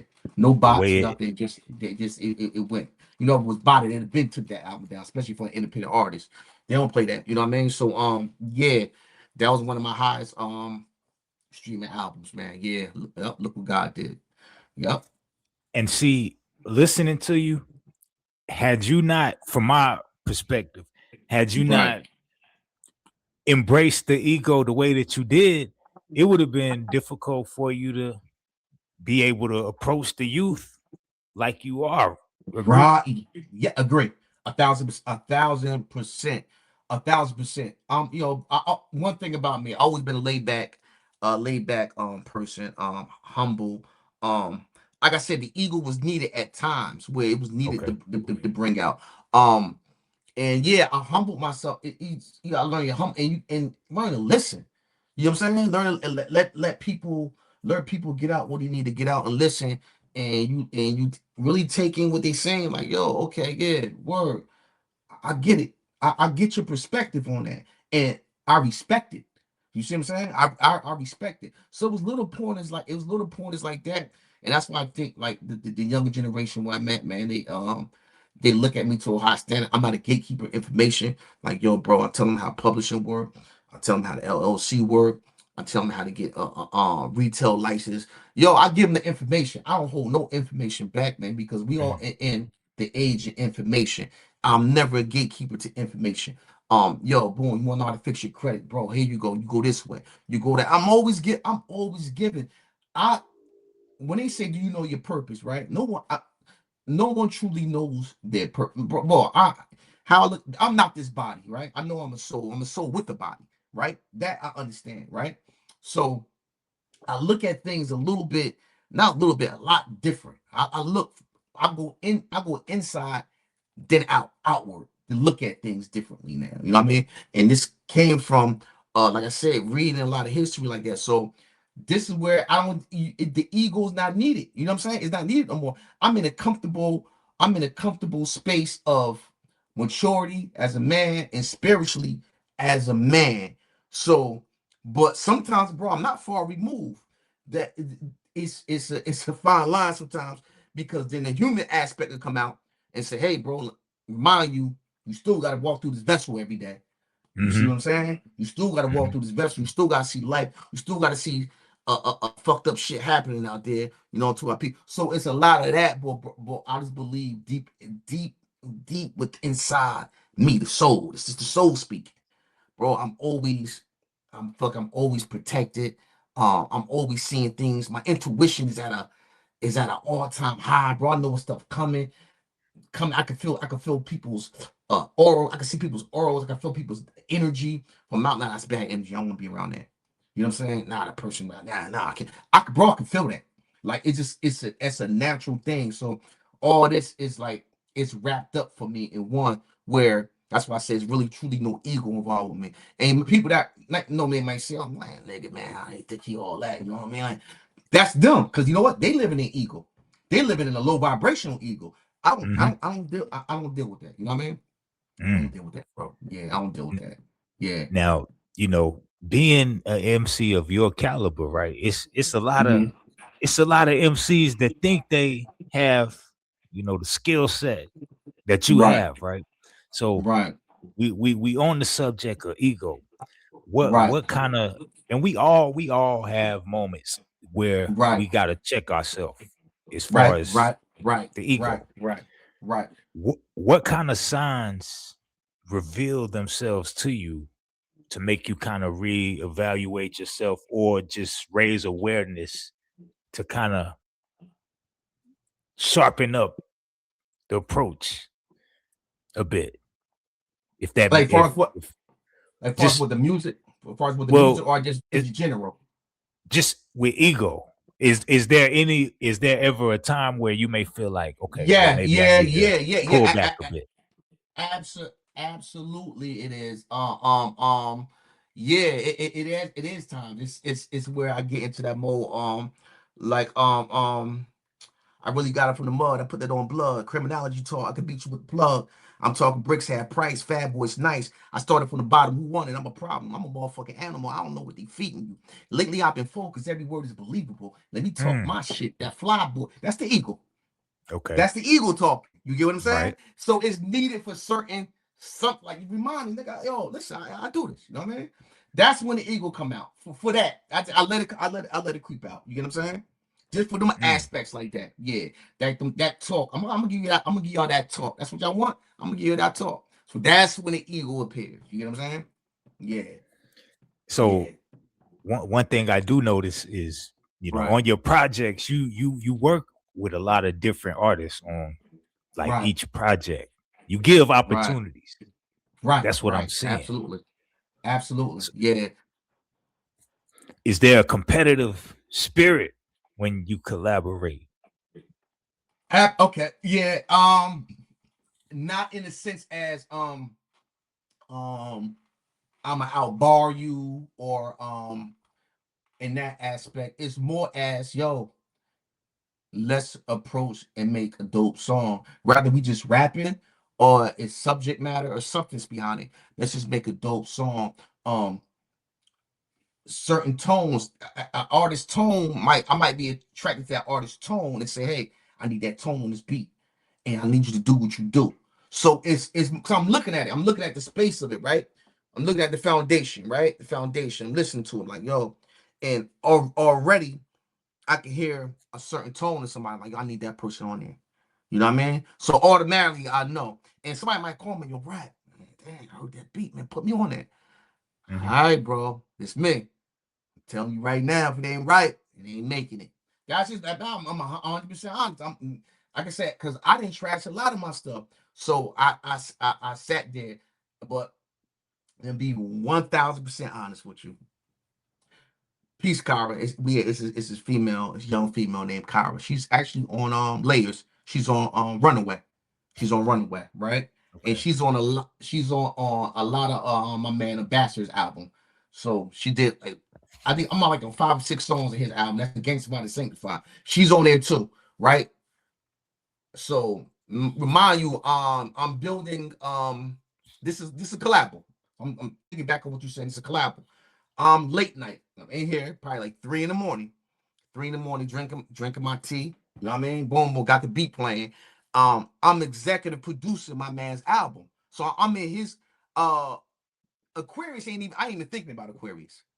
I'm not even thinking about Aquarius got done in 2 weeks. I'm not even thinking about Aquarius. So I'm in because I was like, I ain't got the itch. I ain't have no concepts. I mean, I remember I got to be creative at it. I got to have a creative space. So mind you, I'm in through this phase with him, and I'm like, yo, I hit him like, yo, man, I think I got something, man. He like, yo, send it. So I'm like, oh, boom, grab my mic, boom. You see the mic right there. Grab the mic, put it right here close. Don't play the beat, real time. Dun, dun, dun. Dun, dun, dun, dun, dun, dun. All right, got it. Dun, dun, dun, dun, dun, dun. Start hitting until I laid out. She came. She came. This is the competitive part I'm telling you about. She Okay. came. Boom. Wrote to it. Laid it down. Hell no. It's trashing my shit. That shit getting trashed. I said it right in front of them. Oh yeah, that's getting trashed. The concept, what I was saying was it was hot, but the concept didn't match up. Because now when it's organic energy, you create the best songs when everybody's sitting in the room together, right? When Okay. it's organic, you create the best music when we're not sending it out like that to nobody. So we all in the room, mind you. They came over like when I did that. He's like, "Yo, right? Oh man, I'm gonna send this to Kyra." He's sending me the notes right. I'm like, "Oh, you can hear the note." I'm like, "Okay." When I say I did it a Friday, they come down Saturday. Oh, she laid part down. I said, man, right in front of them. I ain't, man, that verse game. I ain't using that verse. They Mm. start laughing. I said, see how I can critique my own self? Nah, Right. I ain't using that. Nah, hell no. This girl in here spitting. You know what I'm saying? Like, hell no. So that's the competitive part right there. Yeah, I said, now we got to match. We got to match. Because she was here. You know what I'm saying? Mom was right here, but she was right here. I had to come up there with her. You know what I'm saying? That's the competitive part. But it made it greater for the song. Could we create the hook right there? So like, I'm not a singer now, but I can hear melodies in my head. So she can sing, you know what I mean? So she's a hybrid, you know what I mean? So and that's the competitive part I want to tell you about right there. Yeah. That's the competitive part right there. Yep. Be 1,000%, man. You know what I mean? Like, if it Yeah. ain't right, it ain't right. You know what I mean? If it ain't right, Mm. I'm going for the best song, and this is my man album. So we in the early stages of creating at this time. And I'm like, yo, I want my man to say, yo, I'll be honest, yo, you feeling that, bro? That's what we do. You feeling that? Nah, bro. I think, okay, cool. Don't say no. Say less. I'm on it. Mm. So that's how we is. Now I was hard with him on it this whole project. But at the end of the day, he said, yo, bro, you got a gift. Your gift is you make people better. You know what I'm saying? And I never seen it like that until I started looking at who I was working with. You know, working with my man, my nephew, my low key break. Working with my man T Highs. They are my favorite young ones. In fact, and LP, they're my favorite ones. That's from my hood. They're my favorites. They're my favorites, yo. Because Mm. they got all the elements. They got the MC element, uh, uh, um, they got the rapper element, and they got the artistry element too. And as they get better and understand, the more diverse they get, that it'll go up more. You know, and cause I see it, and Right. it's there. So when I work with them, it's new energy and like me and Low Key did on what you know about. Been on that all day. So that I think that was off of what a song that was off what album? Highlights. That was some highlights. What you know about? Yeah, Okay. what you know about? Yeah. So and my man T High's the genius. Man, that dude, man, he's Mm. special. He's special, man. And I always tell him that, man, like yo, he's special. He's special. But it keeps me, yo, it keeps me here. You see what I'm saying? It keeps Right. me here. Keeps me there. It's- Yeah, I ain't even gonna lie, keeps me there. Yeah. It's a and new see a lot of energy. right. Right. And see a lot of what I've noticed over the years, as of late, is a lot of artists think they or categorize themselves as MCs, but they rappers, or they Right, may right, be, right, So you made when you said that it clicked. Like, wow, I think right, a lot of artists can't even, don't even know how to categorize themselves, and that in itself right. can create some issues in Yeah, how they yeah, articulate or how they right, create projects. right. Exactly. And I say that, man. It's a lot of you got a lot of MCs that can't create albums, but they create what you see. I learned to respect everybody's craft at that given. Like I come from that MCL. I come from being in the ciphers in New York. I used to have like me going in the ciphers in New York, coming from Jersey. I had a chip on my shoulder. Like I'll go right in them ciphers. I just freestyle. Um, and big up to my man Adolf, right? I remember I've been around a lot of people, man. A lot of people, man. Honest, all of them. I've been around a lot of people, man. Mm. Like I soaked up a lot of game early. You know what I mean? So being through them studios, man. Who was the Showbiz? AG. Might be Show. Who the light skinned one? Showbiz. That's AG. AG, yeah. AG. I remember. He probably won't even remember this, but I remember it well. Wow. It was in Chong King's studio, and I was with my man Adolf the Assassin. Adolf had to deal with I think was it MCA Records or RCA at the time. But we was in a studio, and I remember just me work like yo, man, because they really wanted him another member as the Onyx at the time because he had that AG? raspy. No. Adolf the assassin. Adolf. Okay. They wanted Gotcha. him because he had that same type of that grungy voice and stuff like that. You know what I'm saying? But he was an ill producer too. So I'm in the studio when he couldn't be some Sean King with him every week in New York. AG come by and it was a dude named Profile. I think he was about to be signed. We got to a freestyle session. My man's playing the beat. That's why I touched the freestyle, bro. I still could, but I go off the head like, and AG was there. Like, yo, where you from? I remember this. Um, where my homies? Okay. Out scratching. No, what's the other one? Yeah. What's the dark skin one Ill. name? Is it Uh, ill and now scratch or yeah. The dark skin one. I met him at the mall. Yo, we clicked went from the door. I supposed to say I've been around as a young guy, I've been around a lot of people. We clicked. uh-huh. I freestyle for me, like, yo, come through the video shooting in Harlem. They were shooting in Harlem. My man Stem could validate that he was with me at the time. We went Trust my first time seeing trailers and everything like that. And he was he took a liking to me, but bro, I wasn't ready. I was running Mm. still. You know what I mean? I was around a lot of important people at the time. And people some names I want people probably believe it. But I happened to be around the sessions of I was around Honest when he was creating Last Days, bro. I was around that. Tell You know us what the I'm saying? story. Let's Um, let's hear it. off my man Fizz and Malik. Big shout out to my man Fizz and Malik. Um, and rest in peace to Big DS, man. Big DS was my Rest man. in peace. Rest in peace to Big DS. DS took a liking to me because I used to freestyle, and DS was a drinker at the time, a big drinker, man. And he had me up in Queens, Far Rockaway, I believe. Yep. And this is how I connected. I was real close with him. And you go to the Q Club out in Queens and stuff like that.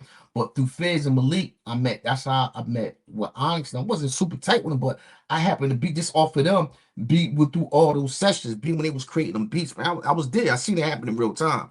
Cause I was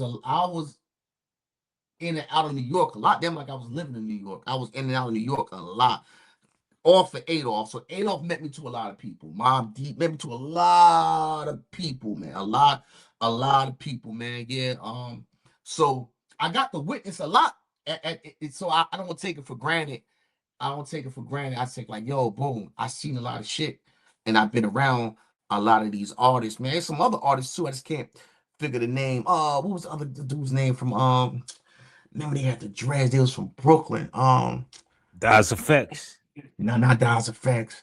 Oh man, I can't think of their name, but he took a liking to me. I forgot the guy name, man. Oh man, they had a hot single out back then. I just can't think of the name right now, but Cellar it'll come to me. dwellers. Yes, Cellar Dwellers. Yes, Cellar Dwellers. My man, yo, he took a liking to me, yo. Yeah, man, like yo, yeah, that was my man. We met in VA. We met in VA, yo, at the Greek Fest in VA, yo. And we was like, yo, hey, just pop, like, it's that energy, like, yo, man, you know you rap? Yeah, I rap. You know what I mean? Mine, I ain't no song. I could just freestyle. You know what I mean? Here's something. Freestyle, rap top. You know what I mean? So that was my gift of just freestyling. But I've been around a lot of important people, man, all through my life, man. Like more than that, I'm just names I can't even think of right now off bat. But yeah, I've been around it, man. I've been around it, and I got to see things. I met Big. I met Big one time through Adolf. I met Big, yo. This is crazy. You We gotta was at the tell us that story. Q Club. We was going come back from the Q Club. I believe Farrell Marsh was there that night. I was with my man Adolf. I think Frederick might have been there. I'm not sure if Frederick was there. Uh, it was something going on. That's how I remember it because my man DS was DS would get drunk. He'll make a fool out of himself. That's what DS was like. That's energy. He was spinning on his head inside the Q Club. They looking at him like, man, what is he doing? I'm like, no, DS, what you doing? Mind the Q Club is a Q Club. Lit. The Q Club is like the tunnel. You know what I'm saying? Lit. So And where's the Q? Where was the Q it's in club at? Queens. It's in Okay, Queens. It's in Queens. It's in Queens. Yeah, it's in Queens. So I happened to go outside. We come. This is when we come in. We come back in. We went out and come back in. And Adolf, I was with Adolf. Adolf like, yo, it's Biggie right there. He playing dice. Playing dice. Hit the king on, hit the leather thing playing dice. And he's like, yo, Big. He's like, oh, Edo, what else? My man, what? Man, shook his hand at one time. It kept him moving. I was never from one like, I ain't want to get no groupie vibes and none of that. right. So I kept, you know what I mean? I kept my distance and stuff like that, and it kept moving. But yeah, that was a memorable night, man. I was like, yeah, man, I met Big, man. I met Big that night, man. I kept it moving, you know what I mean? But yeah, yeah, man. If Good, you would have great, did a great memories. if you would have did a joint with Big, what would it sound like? Would it have been a street Um, joint, or would it have been like It, a pro- it probably would have been. I don't know. It probably would have. would it been on Ready to Die? Would it have been a Ready to Die joint or a Life After Death? I Yeah, think it probably, would have been a Life After Death. probably one of them. Yeah, man. Listen, Big was special, man. Big was Big showed me. This was Big had, and I say some people, and I say Jay took the blueprint, and other couple other people took, but now took the blueprint a little bit later. And why? Let me explain why I'm saying this. Um, Big was the first one that could mix the form of hip hop music, entertainment with the streets and make it sound good. He made a marriage for both hardcore and that sound. Tell a story, his punchlines, his bars, but make a song out of it where you know he boring you to death, but it's a song. It's catchy, got a Right. catchy hook. He was to me. I don't think nobody else was doing this. I'm just me. I'm a student. He was the first one that did that, and I think after he passed, Jay took the formula. Remember, Jay was Agree. just rapping street. Jay said, "Yo," I think Jay said, "Yo, I can't. I'm gonna burn myself out." Same way, you know what I'm saying, bro? I'm gonna take that Biggie formula. Nas did it a little bit later. I think it was written. Then he started doing it later. He started mixing it because it wasn't too much about the bars. You know, it was bars. But then like, yo, I gotta make songs. This is how you have to extend your career like that. That's how I Hmm. saw it. At least that's my perspective. How I saw it. But I think Big was the best one to merge the streets in what we call rap together very well. I never seen nobody else do it like that, you know. Very well. But yeah, so Big was my special man. Like I can say, I got a lot of influences, man. Big Flow for his flow, his wittiness, pop from his heart, his passion. Um, Nas and J Rod in that Swag. J Swag, yeah, J Swag. Uh, uh, Nas laid backness, but still coming off because it's not people compare him to Rakim.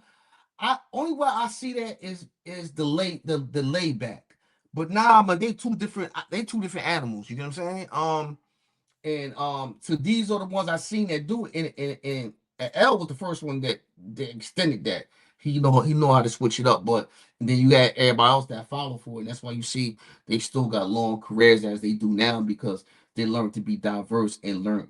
they learned that gray area. What I'm telling you about, that's the gray area they learned, man. Like they learned that, man. So, and I'm a student in that, and that's why I look at, and I believe the new age rappers that have it, like I won't say new age, but the ones that follow the same steps, like the Kendricks and the Coles, I believe they have it. Now Drake is more of a hybrid because he's more of a pop star and this and that. But the boy could rap. But just the thing is, what made rap and hip hop, what made the art form so special, bro.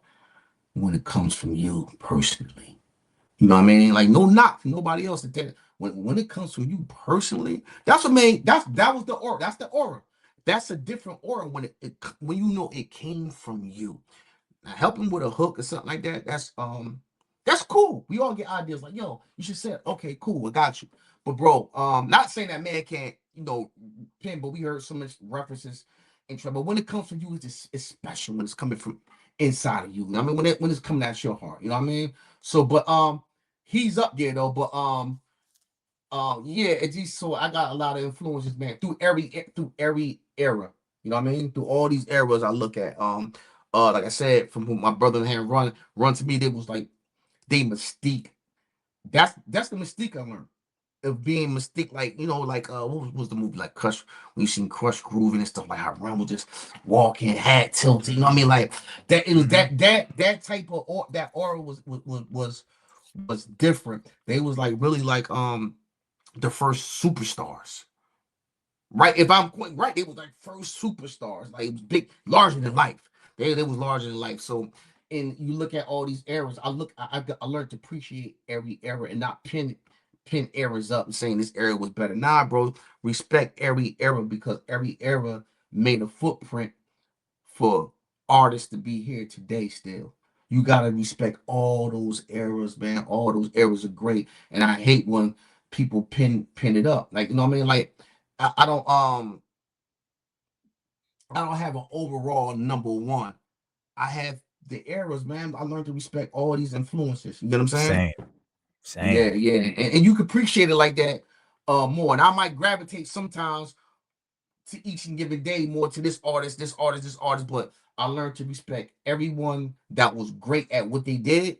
It was influence to me because they was great at what they did, and it shows and proof of the lasting time and the impact they did for the culture. You know what I mean? Mm. Yo, Yeah. man, you have a variety of music, man. Every album is like a different, I would say like a different book, you know? Right. Right. Got different Right. flavors and you talk about different things in every album. Right. And it's semi-personal. So you're giving Right. us insight, but it like you say, Right. you leaving a mystique to where Right. it Right. leaves room for the imagination and Right. is it makes the listener want more. So, bro, artistry at its finest, man. For I real. appreciate that. That's all design. You know what I mean? It's all I go in it with those intentions. You know what I mean? I go in exactly with those intentions like that, man. And like I said, it helps me. It helps me as an artist. But when I was creating the album with my brother Ambassador, um, I got the itch again. You know what I mean? That was the itch. I like quit. Like yo, like what can I be creative? Like my birthday was just coming up. It, I got finished. It was January. I started right. February. I said, "Damn man, I need these like a vibe." I be into that astrology stuff like that. Make things. What I mean, it makes sense to me. You know what I mean? Mhm. So I'm looking at them like, yo, I'm Aquarius, I'm a water bearer, however you want to look at it. And I deal hit man, like, yo, why don't you just make an album called Aquarius? You know what I'm saying? Like, yo, the 12 constellations, but it's really 13 if you add up from the year. We understand the Gregorian calendar and all of that. So I'm into all that. So I'm like, yo, I'm into the number. I'm into all of that. Yo, okay, I'm gonna do 13. Don't change 13, 12, 13 chakras. Mhm. So I'm into all of that. You know what I mean? So I said, okay, instead of making astrology, but I'm gonna make it here where it's music. So that's when you get the Aquarius, the intro and stuff like that. I caught the bug and I was done with it within 2 weeks. You know what I'm saying? I ran through literally in 2 weeks, like literally 2 weeks, man. Because it was a newer vibe for me, and it was certain sounds I was about to say, okay. Previous I probably wouldn't mess with that sound. Like, yo, that's a good sound though, and it proved my point because when I was out, I got an Airbnb with my partner out in Colombia, the country Colombia, in Okay. Cartagena. So we was out in Cartagena. I was out on the beach, bro. Like no lie.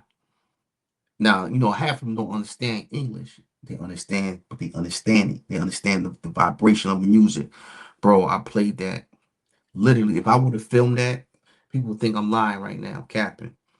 Yo, I look back and I'm like, why do you acting like that? Like, I understand it. Like, yo, they telling me to play the shit over and over again.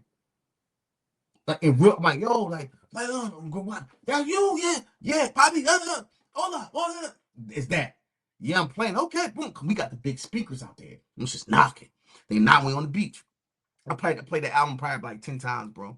Mm. It's like, yo, play that Yo, again. Play it again. Yeah. Now I'm in the clubs. The DJs got it playing in the club, just shit like that. Then so I got to see how people react off it. Because being that what's something new, it take your brain is going through a phase like, what is this? You know what I'm saying? Because it's not you're not hearing it on the radio. You might not see it on TV, but then you gotta listen like, yo. So I'm saying people in the club how they react. I'm just laying back like, boom, because I gave them a whole they asked, so give me a list. So I gave him a list that can go with the club. I thought they can go through the club. He's like, yo, I'm gonna lock these songs in every time. And I'm like, okay, cool. But I got to see people going, they dancing now. See the girl, females getting them like, because they like, what is this? You know what I mean? Because it's new. Nah, it's new. Like, what is it? So, yeah, they're going. I'm like, oh, okay. So you that know made it's me like, working. yo, man. Yeah, I'm like, yo, man. That was another thing I felt it was a proud moment. Now it's like, damn, word, man. And to see people from a whole different country interact like that in real time. You know what I mean?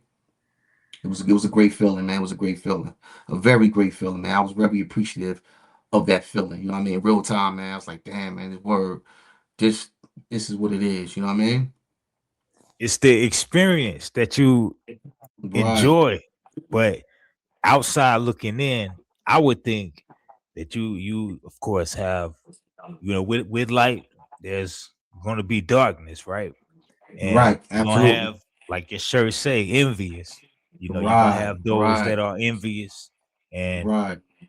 so with your gravitational pull as an artist, do you Mm-hmm. see do you see other artists, how can I say it, influenced by you? Like when you see other artists influenced by you, does that kind of affect your, uh I ain't gonna say creativity, but how do you see that?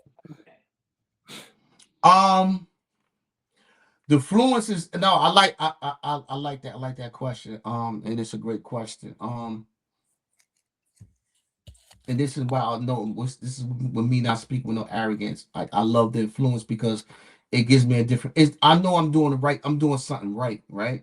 When I can influence this person, this artist, per artist, and they ain't gotta be a big artist. It's an artist still because they're creating music, right? So no, that's a great feeling, man. Because I was told that, especially like when I was young, I was told that. I mean, like, no matter what. Like, see, at the end of the day, truth is truth. Truth always gonna stand on truth. And when you align, when you got a great heart, when you ain't no grimy ass nigga, when you got a great personality, and you know how to speak to people, that's gonna overpower that hate. It's gonna overshadow. It's gonna cut through. So I learned how to cut through, no matter what, bro. All that no, I created tough skin since the age of 12 because I had a lot of hate on me because I just flashy dude, fly dude, always, you know what I mean. So I always I built thick skin. I gained thick skin and cut off the noise early. Because remember, I told you I was built with rage. And the one time that I didn't cut off, it almost cost me. You see what I'm saying? So I learned, I say, no, nah, bro. Nah, man, don't let nobody dumb you down to where they at, man. You feel me? Don't let nobody, that's me talking to myself. Don't let nobody dumb you down. If you let a person control your emotions, who are you? Who are you? You let somebody can push your buttons like that easy. So that was from there, back from there, from young boy all the way to now. I learned that. So I learned to navigate through all of that. And the more I'm happy, bro, I'm shot, feel like I'm shining, my aura, everything right, skin glowing, and it's the aura of ill, bro. You gotta cut through that. And those that have that low vibrational energy field, or they might have that hate bro, they're gonna give back because it's you too bright. They gonna cut, man. I don't want to be around that. They gonna say that, man. I don't want to be around that. So I learned to navigate, man. It's jewels. It's alchemy. It's alchemy. It's alchemy. It's real alchemy in life, man, bro. Like I said, I study everything, bro, and is this what helps me navigate through this vessel? You know what I'm saying? And is it struggles every day? Yes, it is. But bro, I meditate, I pray every single day. Every single day. I'm thankful for having another experience in this avatar and this human body that I'm in. I'm thankful for that because I know I'm gaining something in my consciousness that's gonna make me keep going and it's gonna be passed down. So this is where I say energy transfer is real. The influence is gonna be automatically, bro. I ain't even gotta say nothing. They're gonna pick it up. That's the energy transfer. You know what I mean? Yo, rat, damn, bro. I just thought about that. Oh, I get it. I ain't gotta say nothing no more. You know what I mean? It's an automatic flow, bro. And now that this other the right left brain is working in coherent with each other, I can see it happen in real time, and I'm proud of that, bro. Like, but yeah, and I just learned to navigate, man. Like how I'm aligned in the grid that I'm on in today's life, bro. It bypasses everything from me. I don't end up in no wrong places like I used to do. It's an automatic navigation for me in life. How it takes me here, it takes me here. Automatically, I only gotta think about it. And if it do, nah, don't go that way. But I use my intuition, man. I use that intuition. I got a high intuition. Nah, don't go that way. Nah, it ain't needed. It ain't needed. Where you go? Nah, nah, nah, nah. Sit down, man. Ain't need. Don't go around there, man. Ain't needed. That's how I think, bro. That's how I operate, like every day, like that. And it's a balance, bro. Because like I said, it's a balance. I got people looking up to me, bro. So it's I gotta keep a balance. I got family, so it's a lot of life entanglements, and I'm juggling at the same time. But it doesn't stress me out. No, and I'm being honest with you. I welcome that. I welcome that pressure because you know what it does? It betters me. Like for prime example, bro. Let's say I told you I studied law. Uh, uh, I represented myself on five. I went through four cases. Civil. This was something new to me. Civil suit, creditors, stuff like that. I won each case on my own. So that was pressure, but I welcomed it. I didn't know nothing about that. I said, "Boy, I gotta learn it." I know civil rules and procedure. I know the Constitution, but this was a whole different paradigm. I was going to a different realm. So that's the pressure. I welcomed it. I said, "Nah." I told wifey, I said, "Nah." She said, "Man, listen, you might have to get a lawyer. That's about it, man. You lose these things? No, get a lawyer." What? That's the ego. Now the ego came out and said, "Bro, what?" I didn't like that. Nah, well, you don't believe in me? It was So necessary though, right? it was necessary. So these are the automatic switches I'm talking about in life that's embedded in me, that's instilled in me, bro. It's like I'm a fighter, bro. I've been a survivor all my life, so I'm always in survival mode for the right reasons. You know what I mean? Mm, bro. You are a walking testimony, but you transfer it through your art in a Right, real dope way. You don't right, you don't take it out on nobody. You don't carry no resentment. Like if I right, didn't know and just I'm just taking your music in, I right, think you just going through life, coasting, chilling, enjoying it. right, And right, so you're teaching people how to deal with their pain, brush it off, right. Brush, walk yeah, through it.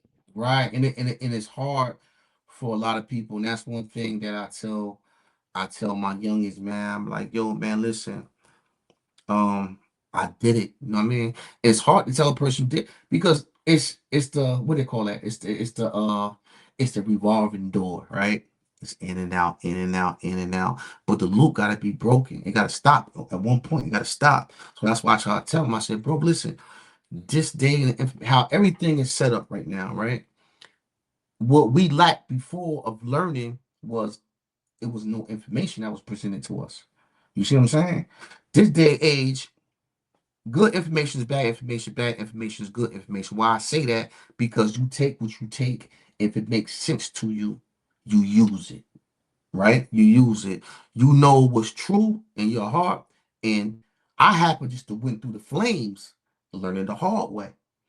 But once again, it built something up in me. I had to walk through that fire. I had to go through that fire. I had to go through it. And this made me have a different view on everything. Like everything's for a reason, bro. It's every I that's why I truly believe everything happens for its own purposes and reasons. Some things you might think you understand it, but you don't. It's like a cruise, it's the automatic switch once again. It's going to take you for that because sooner or later, 3, 4, 5 years, you're like, oh man, that makes sense why I went through that. You see what I'm saying? Oh, it added up. I didn't know I was gonna land. I didn't know I was gonna navigate right here. I didn't know that. So that's the mind that I put myself in, and it's just be a better person every day, yo. Be a better father, be a better husband, be a better person, man. Every single day. That's why I live on, bro. And I believe and now it's not even a belief, it's a knowing. When you walk like that, bro, good things happen to you. Like I got brothers that just came home. My best friend Brody, I told him through dark times, like, bro, it's gonna get dark. But bro, you gotta walk through it. And I know it's hard because we came up so young in that life, bro. Disconnected from it is a withdrawal within itself. You see what I'm saying? It's a drug within itself. But once you get there, you get there. But it's gonna take the good. It's gonna take the good amount right people. You know what I'm saying? To get you there. And I had to be 1,000%. My talks like this, bro. Where you at in life right now? If you trying to go back there, bro, I can't deal with you because I'm somewhere different right now. You see what I'm saying? And see how easy that is to say, bro. Because I ain't got time to be beating corners. Because I know somewhere in life I gotta be, bro. We lucky to get 80 years out here. You hear me? We lucky to get 80 years out here. So my thing is I'm gonna 60. manifest yeah, lucky to get 60. I'm gonna manifest 100. Long as I can still move this and like that. I'm in the gym. I'm eating healthy. Even though, like I said, bro, nobody has a permanent. We don't have a permanent timestamp. We can go any day, right? But I always think life. I breathe life, bro. I breathe life, bro. This death, this construct of death ain't really what it is to me. Just a physical death, bro. That's it. So that's how I learned I ain't scared of this physical death no more. See, these obstacles I learned, it was the reason why I learned them, bro. This is all me now. It's all wrapped in one. This is what I became. The cocoon became something greater than the butterfly mentally. You get what I'm saying? So, Mm. and that's how I approach everything in life, man. I think first before I dwell on it because it got to make sense to me, bro. That's how I walk it. That's how I truthfully walk it. That's how I walk the music too, bro. It's the same. It's the same approach. It's nothing different. It's the same approach every time. Every Bro, is time. it is it is it is it something beyond music? I feel like it's something beyond music. Come. It is. It is in that I can't say because I'm on cruise control, right? I'm only I'm only placing each tool that I'm presented with, I'm using it. And the tool I might be presented with, I might not know how to work the tool yet. But then I figure out, oh, okay, oh, this is the manual for this, and I work it through life that way. It's always something greater, bro, and that's key. It's always something greater that I know. It's a no, it's a feeling. It's a feeling that it's like it's a knowing, bro. Like it just I can't even explain it. It's just a knowing, and I know it's something better. So I walk that path every day. I gotta walk it, bro. And I try to be happy and feel happy. Not trying to be happy, bro. I am happy. You know what I mean? I'm appreciative. Like I said, like just to wake up every day and live through this vessel and experience this vessel and to see other versions of different people, my kids and all stuff like that, bro. I'm happy now and I'm very appreciative of it. And my thing is, yo, bro, like I just want to speak life, you know what I mean? And I understand it's a thin line with music because it's entertainment. Some people want to hear like, yo, right now, I'm like, man, hear that ignorant shit. I understand that, you know what I mean? So I Yeah. I learned to give them sprinkles without like I said once again without glorifying it like paperback freestyle. You know what I mean? You hear that then because why motherfuckers because you're 65 don't make you why it's all sprinkled through there. You get what I'm saying? So that's the approach I use it because I'm real with myself. Because like I said, I am very cautious of what I'm speaking and what's spewing out of my mouth. You know what I'm saying? I'm very conscious of that. And if a person say they ain't conscious of what they saying, they just ignorant. And you gotta be conscious of what you're saying. You know what I'm saying? You Mm, gotta be conscious of what you're saying, man. You have to mm. be. Yo, hey, what kind of books you read? Man, everything, man. I'm a avid study of Dr. York from Henry Clark from Joseph Ben.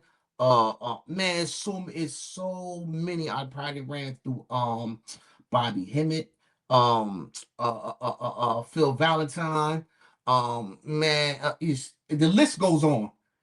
Mm, It's a list of everything, man. I'm a big I love the ancient times. You know what I'm saying? I love the ancient times. It's something with the ancient times that I connect with.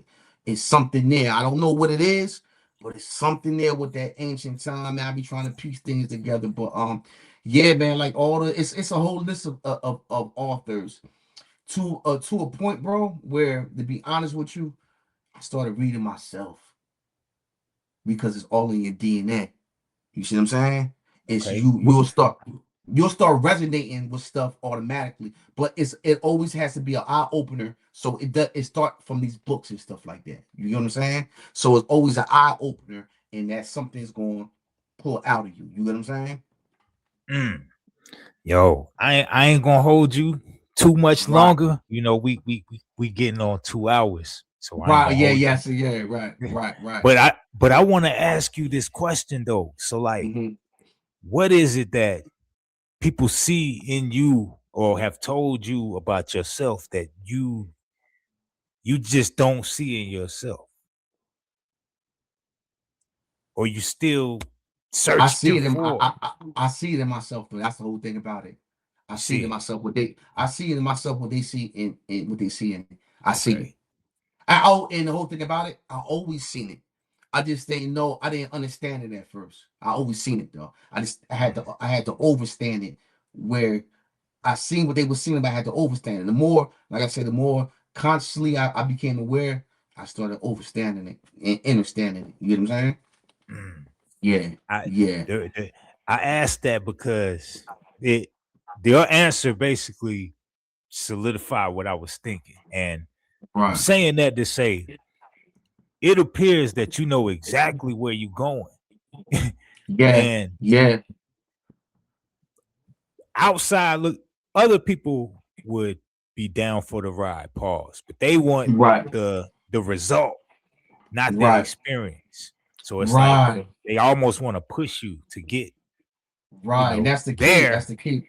That's the key. What you They don't said. understand They the want the process. results quickly, but they want you got. Yeah, you're right. You gotta go through the experience, man. That's experience is the best teacher. It's the best teacher, man. You can't be scared to go on the ledge. You can't be scared to fail.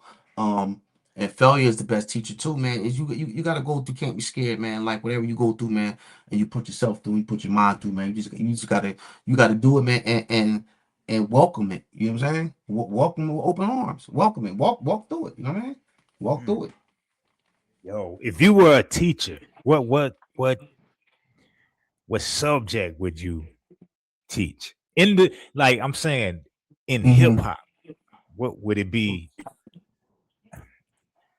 I don't know. Mm. I'm freestyling this question. Right. No, So no, no, no. That's a we're gonna say hip that's hop is a sub. I right. mean, hip hop is like That's a the great conscience. I would say tones. tones. Tones. Yeah, tones like yeah, your voice tones. I would say tones. Okay. Using your tone as an instrument. Using your voice as an instrument. Tones and using your yeah. Yeah, because Mm, when you're dealing sonically with music, um and depending how the bass hits, depending how the hi-hats hit, depending how the snare hits, I believe your voice is an instrument within itself, and you should learn how to tune within that each element in that. So it's certain tones you got to have that like uh darker tones, sometimes high pitch. You know what I'm saying on certain tracks. So I would teach tones. You know what I mean?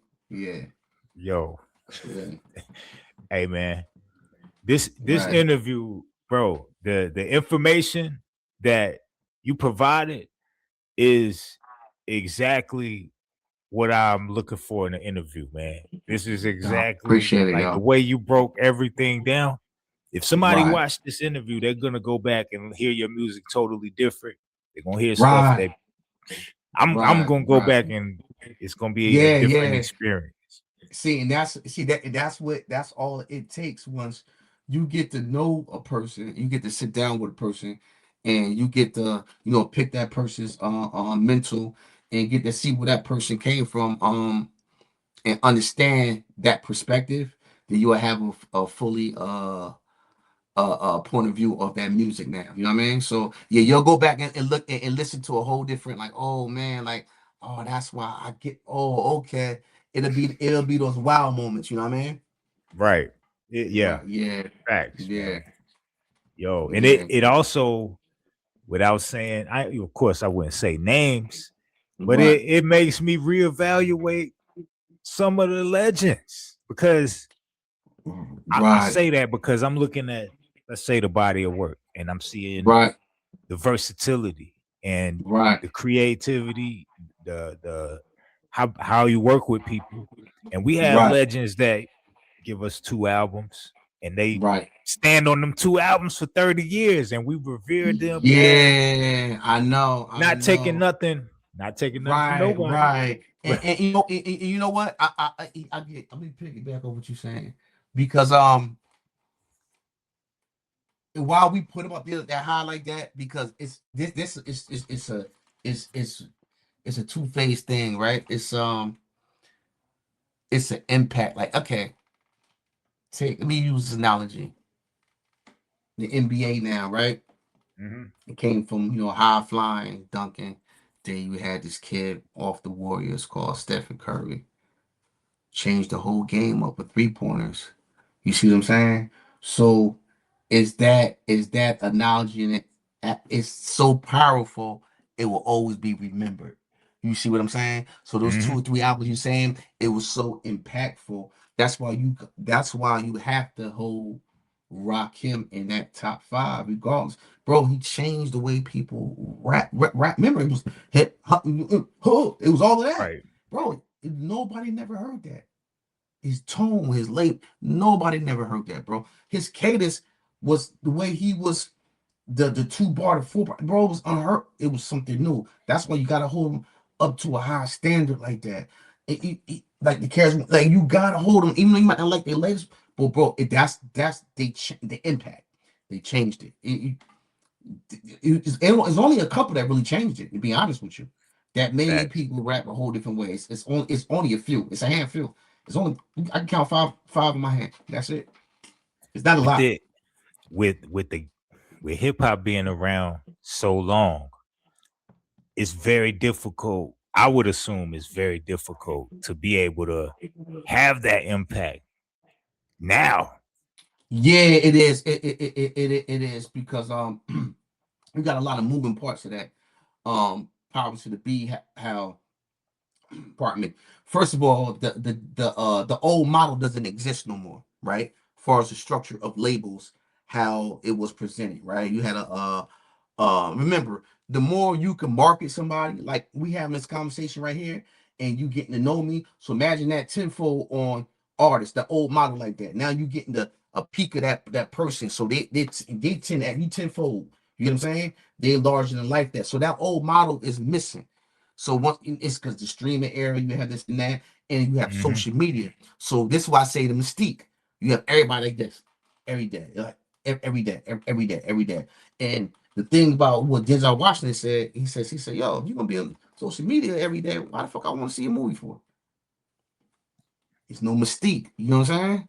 So yeah, it's the structure. It's not the old school model has died off, and I seen this happening back in 2003. I said, yo, it's gonna be like three or two major labels standing. Now I seen this happening in real time. Yep. Mm. That's what the structure is different. That's why you got what you got now. And because it's, like I said, it's a lot of moving parts. The old school model, then the powers to be. Wherever you want to call that powers to be, and let me be careful saying this, not careful, but um the dumb down the dumb how they dumb down the aspect of the movie, the music, how they dumbed it down for a certain reason. You know what I'm saying? They dumbed it Hmm. down. They did a lot of dumbing down. So it's not well balanced no more. You know what I mean? It's Right. not that balanced. But you need the older. You notice the older artists are keeping a nostalgia in that well balance. It's like the well, right? Is the well was not they're keeping the well alive from rotting, drying out. Because if you didn't have that, bro, it'd be I'll just be honest with you, it's just it's a lot of moving parts where it won't be whole, and that's why I bring it back. Why I say you need the certain genres to separate that. You know what I mean? I Hmm. think the powers and be don't really want that. I think they want it to come. Man, I think I'm gonna be honest with you. I think they're trying to destroy this music. The way it's moving, I think you because it was never defined by the charts, right? Hip hop never been defined by the charts. We know that, and Billboard never defined it. But now you got how it is. The narrative is, oh, they ain't do this on the billboard, ain't do this and that. Bro, when we started doing it, we never started doing that. It's when people was going platinum, but we cheered them on. Oh, that was a good defeat. But it never was that. You get what I'm saying? It never was that. That didn't set the standard of view was high. You get what I'm saying? It didn't, yo. It wasn't a number thing. It's more of a number thing now. Everything's a number thing, but the narrative is spread because you got paid media, you got bots, you got so much different moving parts. But I think they're trying to distract it to me. I agree. Yeah, the way it's looking, bro. And then when they said it wasn't on hip hop album on the charts for the last, I said, yo, oh wow. You know what I mean? Even though it's not defined by the charts, but that's when that started to happen like that, you gotta start looking at it. Why? Hmm. You know what I'm Hmm. saying? Why? And And I'm gonna say, go ahead. no, you got it. Go ahead. No, but I know streaming got a lot to play in that, man. But like I said, there's pros and the cons, man. But come on, artists getting a fraction of a penny, man. Make that make sense. Yeah. Come on, man. Yeah. Make that make sense, man. Spotify is worth $107 billion. Probably more than Mm. that. Over a hundred and Paying 100 billion. peanuts. And they paying an artist a fraction of a penny. A penny is not even. Come on, man. A fraction of a penny. Damn. Oh, A man. fraction of, not even a A whole penny. fraction, not a whole penny. A fraction, man. And it's like I don't know why none of the big guys. I don't know why none of the big like the hoes and all the big. Or why didn't nobody's not fighting for? You know what I mean? I know Kanye West was doing that one time. I think with trying to do it with Trump, and they were Mm. doing stuff with the music. But why nobody never fighting? Why nobody fighting for that independence as an artist? Like, yo, man, at least a quarter, 50 cent, a half a penny, a half a. Come on, Damn. man, don't make no I ain't know sense. it That's was that. I crazy. ain't know it was that bad, bro. Yeah, yeah. But they eating. You see, they say, yo, we can't let these artists go in truly independent. Let's create this streaming thing. You Yeah. see how they did? They was Yeah. they always 5 or 10 steps ahead, bro. They always, even with the AI with the Suno, guess who did? Universal. Let's get our feet in there. Bro, they want to control everything. It's a monopoly game, man. You gotta see, you gotta see it to know it, what they doing. And once Mm. you can see it, you know what they doing. And they monopolize, they shutting everything down. They like, yo, they ain't eating nowhere. We gonna get all the money. That's how it is. It's crazy. It's a crazy thing. Like I sold stuff for my own site, right? Hmm. Because I gotta go into my clothing site. But you only can go so far with that because inside I'm not a big artist like that because you gotta have a lot of moving parts for that. You get what I'm saying? You gotta You have a say that. lot of moving parts. You gotta have a lot of moving parts for that, man. You could Right. and listen, it ain't no more a CD, ain't no more the CDs. Like they took everything away. But one thing I know I see they really didn't take away is the vinyl. The vinyl is still important. You see that vinyl right there? That's Kush vinyl right back there. Oh You see yeah. it? That's I was Kush. going That's I was going to get right. there. Yeah, yeah, that's Good. that's that's Kush vinyl, and I'm in Club the midst connoisseur.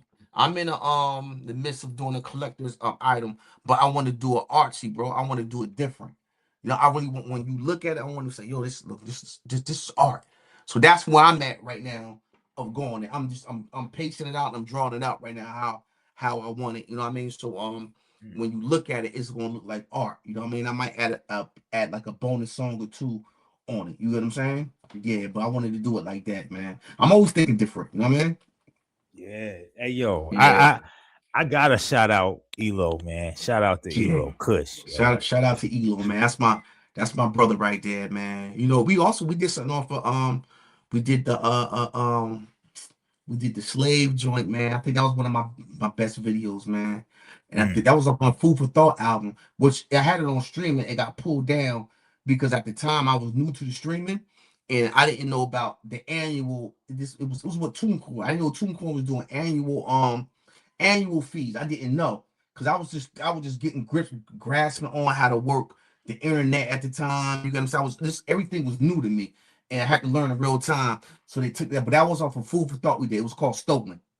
It was called Stolen. Man, that video was a powerful video we did. Yeah, that was our only collab we did, but it was powerful. It's a powerful mm, video.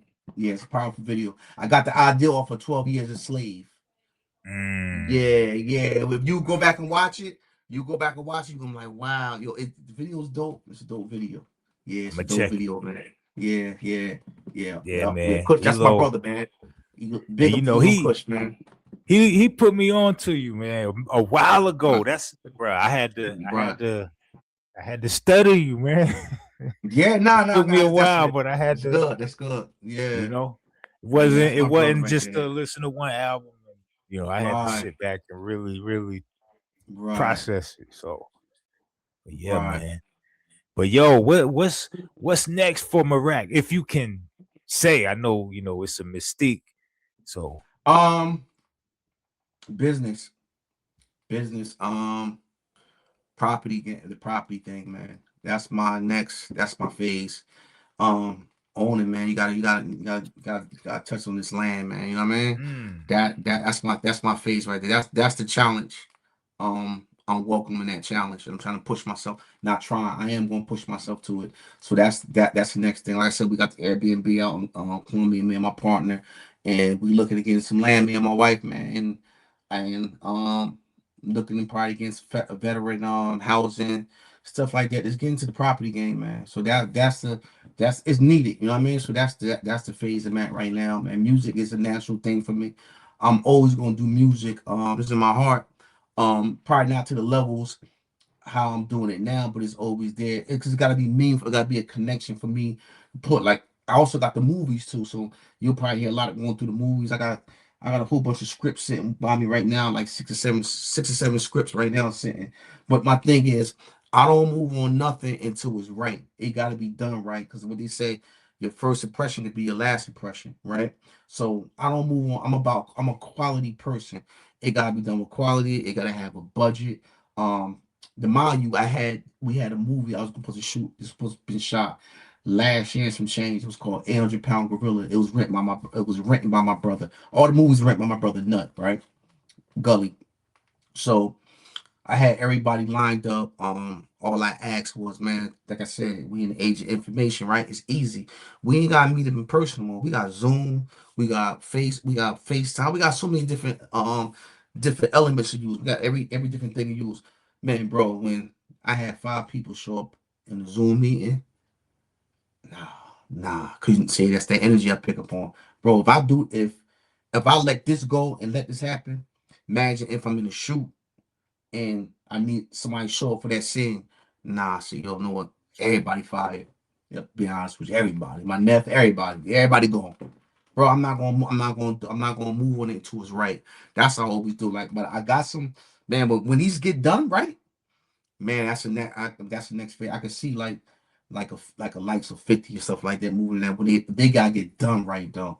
I don't want nothing to look like you know what I mean low budget in my eyes. You know what I'm saying? I want it done right. I want it done right with a budget. I want to have the aesthetics look right. Where every year we going back with it. We doing. I need everything to be right. You know what I mean? So yeah, but I got a lot of projects. But like I said, I'm not gonna jump on it till it's done right. You know what I mean? I'm not.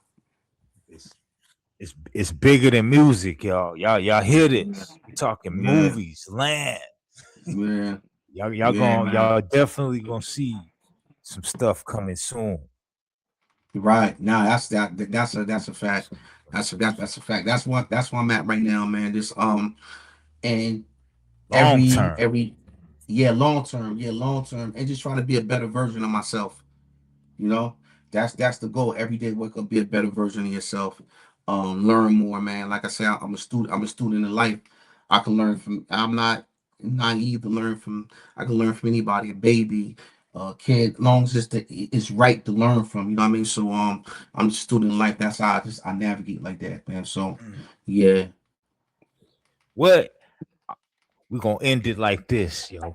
What three of morals that represent you? That's always gonna be there. Anybody that Um, know you, those what are these three morals? Principle, right? Principles, meaning that it's things we learn in life and how I came up that you gauge on what I was taught is these principles, right? Always Mm-hmm. walk in these principles, right? Morals, man. Morals go a long, long way, man. Morals go a long way. Treat people with dignity, with respect. Now, I mean, if they don't respect you like that, you move on, right? That's the morals, and it's a lot. Like the morals and principles are basically they are the same. They intertwine with one A, one B, one B, one A. You know what I'm saying? So and and just being the third is being a good person, man. You know what I mean? Being a good person, man. I believe being a good person. You know, we always say what the either the good die young or they get done fast. Man, I don't believe in that.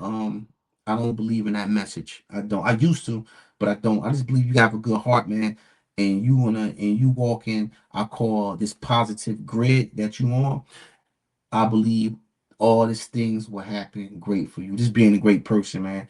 Don't be a shitty person. Don't be a person that's want to spew negative, gossiping about people. Man, be about uplifting your people, man. Be about helping, especially the younger generation. You know what I'm saying? Um, don't be a gatekeeper, man, and nothing, man. Spread more love. You know what I mean? Spread more love, man. Because love is truly the greatest vibration, and love is truly God, whatever name you want to call it. So just walk. That's the morals I live by, and I try to. Like I said, bro, I'm not perfect. Perfection means a physical death. If I was perfect, I have no reason to be in this physical form no more. You know what I'm saying? So everybody has flaws, and that's the human of us being humans that we live in this vessel. So the thing is just how can you balance those flaws out, right? For yourself, not proving nothing to nobody else. How can you balance your own flaws out and be a better person? That's why I said create and create a different version for you every single day, every single year. Set goals for yourself, not dreams, because dreams mean you in a dream state. You know what I'm saying? You just dreaming, you still sleeping. Set goals for yourself. You know what I mean? So this is a learning tool. This is what I tell myself, bro. I might stand in the mirror and tell myself that, yo, man, you gotta do better. You know what I mean? Ain't nothing wrong with saying you gotta do better. I don't have it all, and I didn't figure it all out. Like I said, I'm in an automatic navigation, and I just let the God what's inside of me guide me. You get what I'm saying? That's Fact. it, bro. That's how I operate. That's it. Those are the principles and morals I live by, man. And I believe and I know in one person. I don't care if those that hate me, envy me, or just one person they can't say, yo, he's a fucked up person. He never did no fucked up shit. He never did no grimy shit. They will never say that, bro. They will never say that. So that's one thing I stand on and one thing I live on, bro. That's just for me. You know what I'm saying? That's just my heart. That's it. Mm. Yo, man, Mirak, Right. That's right. incredible interview, man. Incredible. Thank you, And I brother. still feel like, yo, we ain't even touched the Right, surface, man. right, You right. know, we gotta. I'm It's here, that bro. energy, We brother. gonna, we. Right. It's that energy. So you got Kush coming up next, right? Yeah, I'm gonna get Kush. I'm gonna get him. I'm gonna Yeah. get Get him. Kush, man. Um, Yeah, man. you know, but This was a great interview, man, and I respect your question. It was great, bro. It was like you was reading my mind, and you prepped me to stay in that lane. Like that was a great question. It was a great interview, man. It's probably the best. I'm not even gashing you, and it's no cat. It's probably the best interview I did because it was structured right. You know what I mean? It was more realistic. It went from life, went from music, but it all wrapped itself around it. It did a 180. You know what I mean? It all did a 180. Right. man. Yeah, it was a Hey, great interview, man. Great questions too, man. I appreciate it, bro. But hey, hey, I'm always striving to be better. You know how Right, you know how right, we do. right. You know what I Yeah, mean? absolutely, absolutely. So Yeah, man. Yep. first of many, bro. You already know. First of many. Absolutely, I'm absolutely, here man. and Yeah, I'm bro. tapped in. Yeah. Keep this going, bro. You feel what I'm saying? Keep this going because you got something great going on. Like I say, your interview skills is great. You know what I'm saying? So you know how to tap into a person. You know how to bring those conversations out in the person. So commend you, man. Keep going, man. And wherever you need on my end, bro, I'm always here, man. You know what I mean? Just hit me. I'll give you my math after I'm done. You know what I mean? I swing you my math, man, bro. Like I appreciate the time, though. I appreciate your energy And too, my brother. it's it's an honor being able to, build with you, learn. I learned a lot, Right, motivated, right, inspired. So, right. and like I say, man, I'm Yeah. looking forward to what's next coming from you, man. Appreciate. Oh yeah, I want to say this before we. I got new. I got because my first really lead single is "Love in the Ghetto."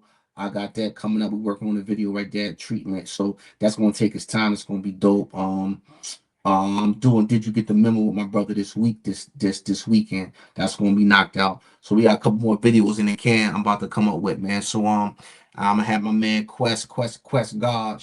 Shout out to my brother Quest God. That's my main camera guy. But like I said, I learned how to edit. I learned how to shoot myself too.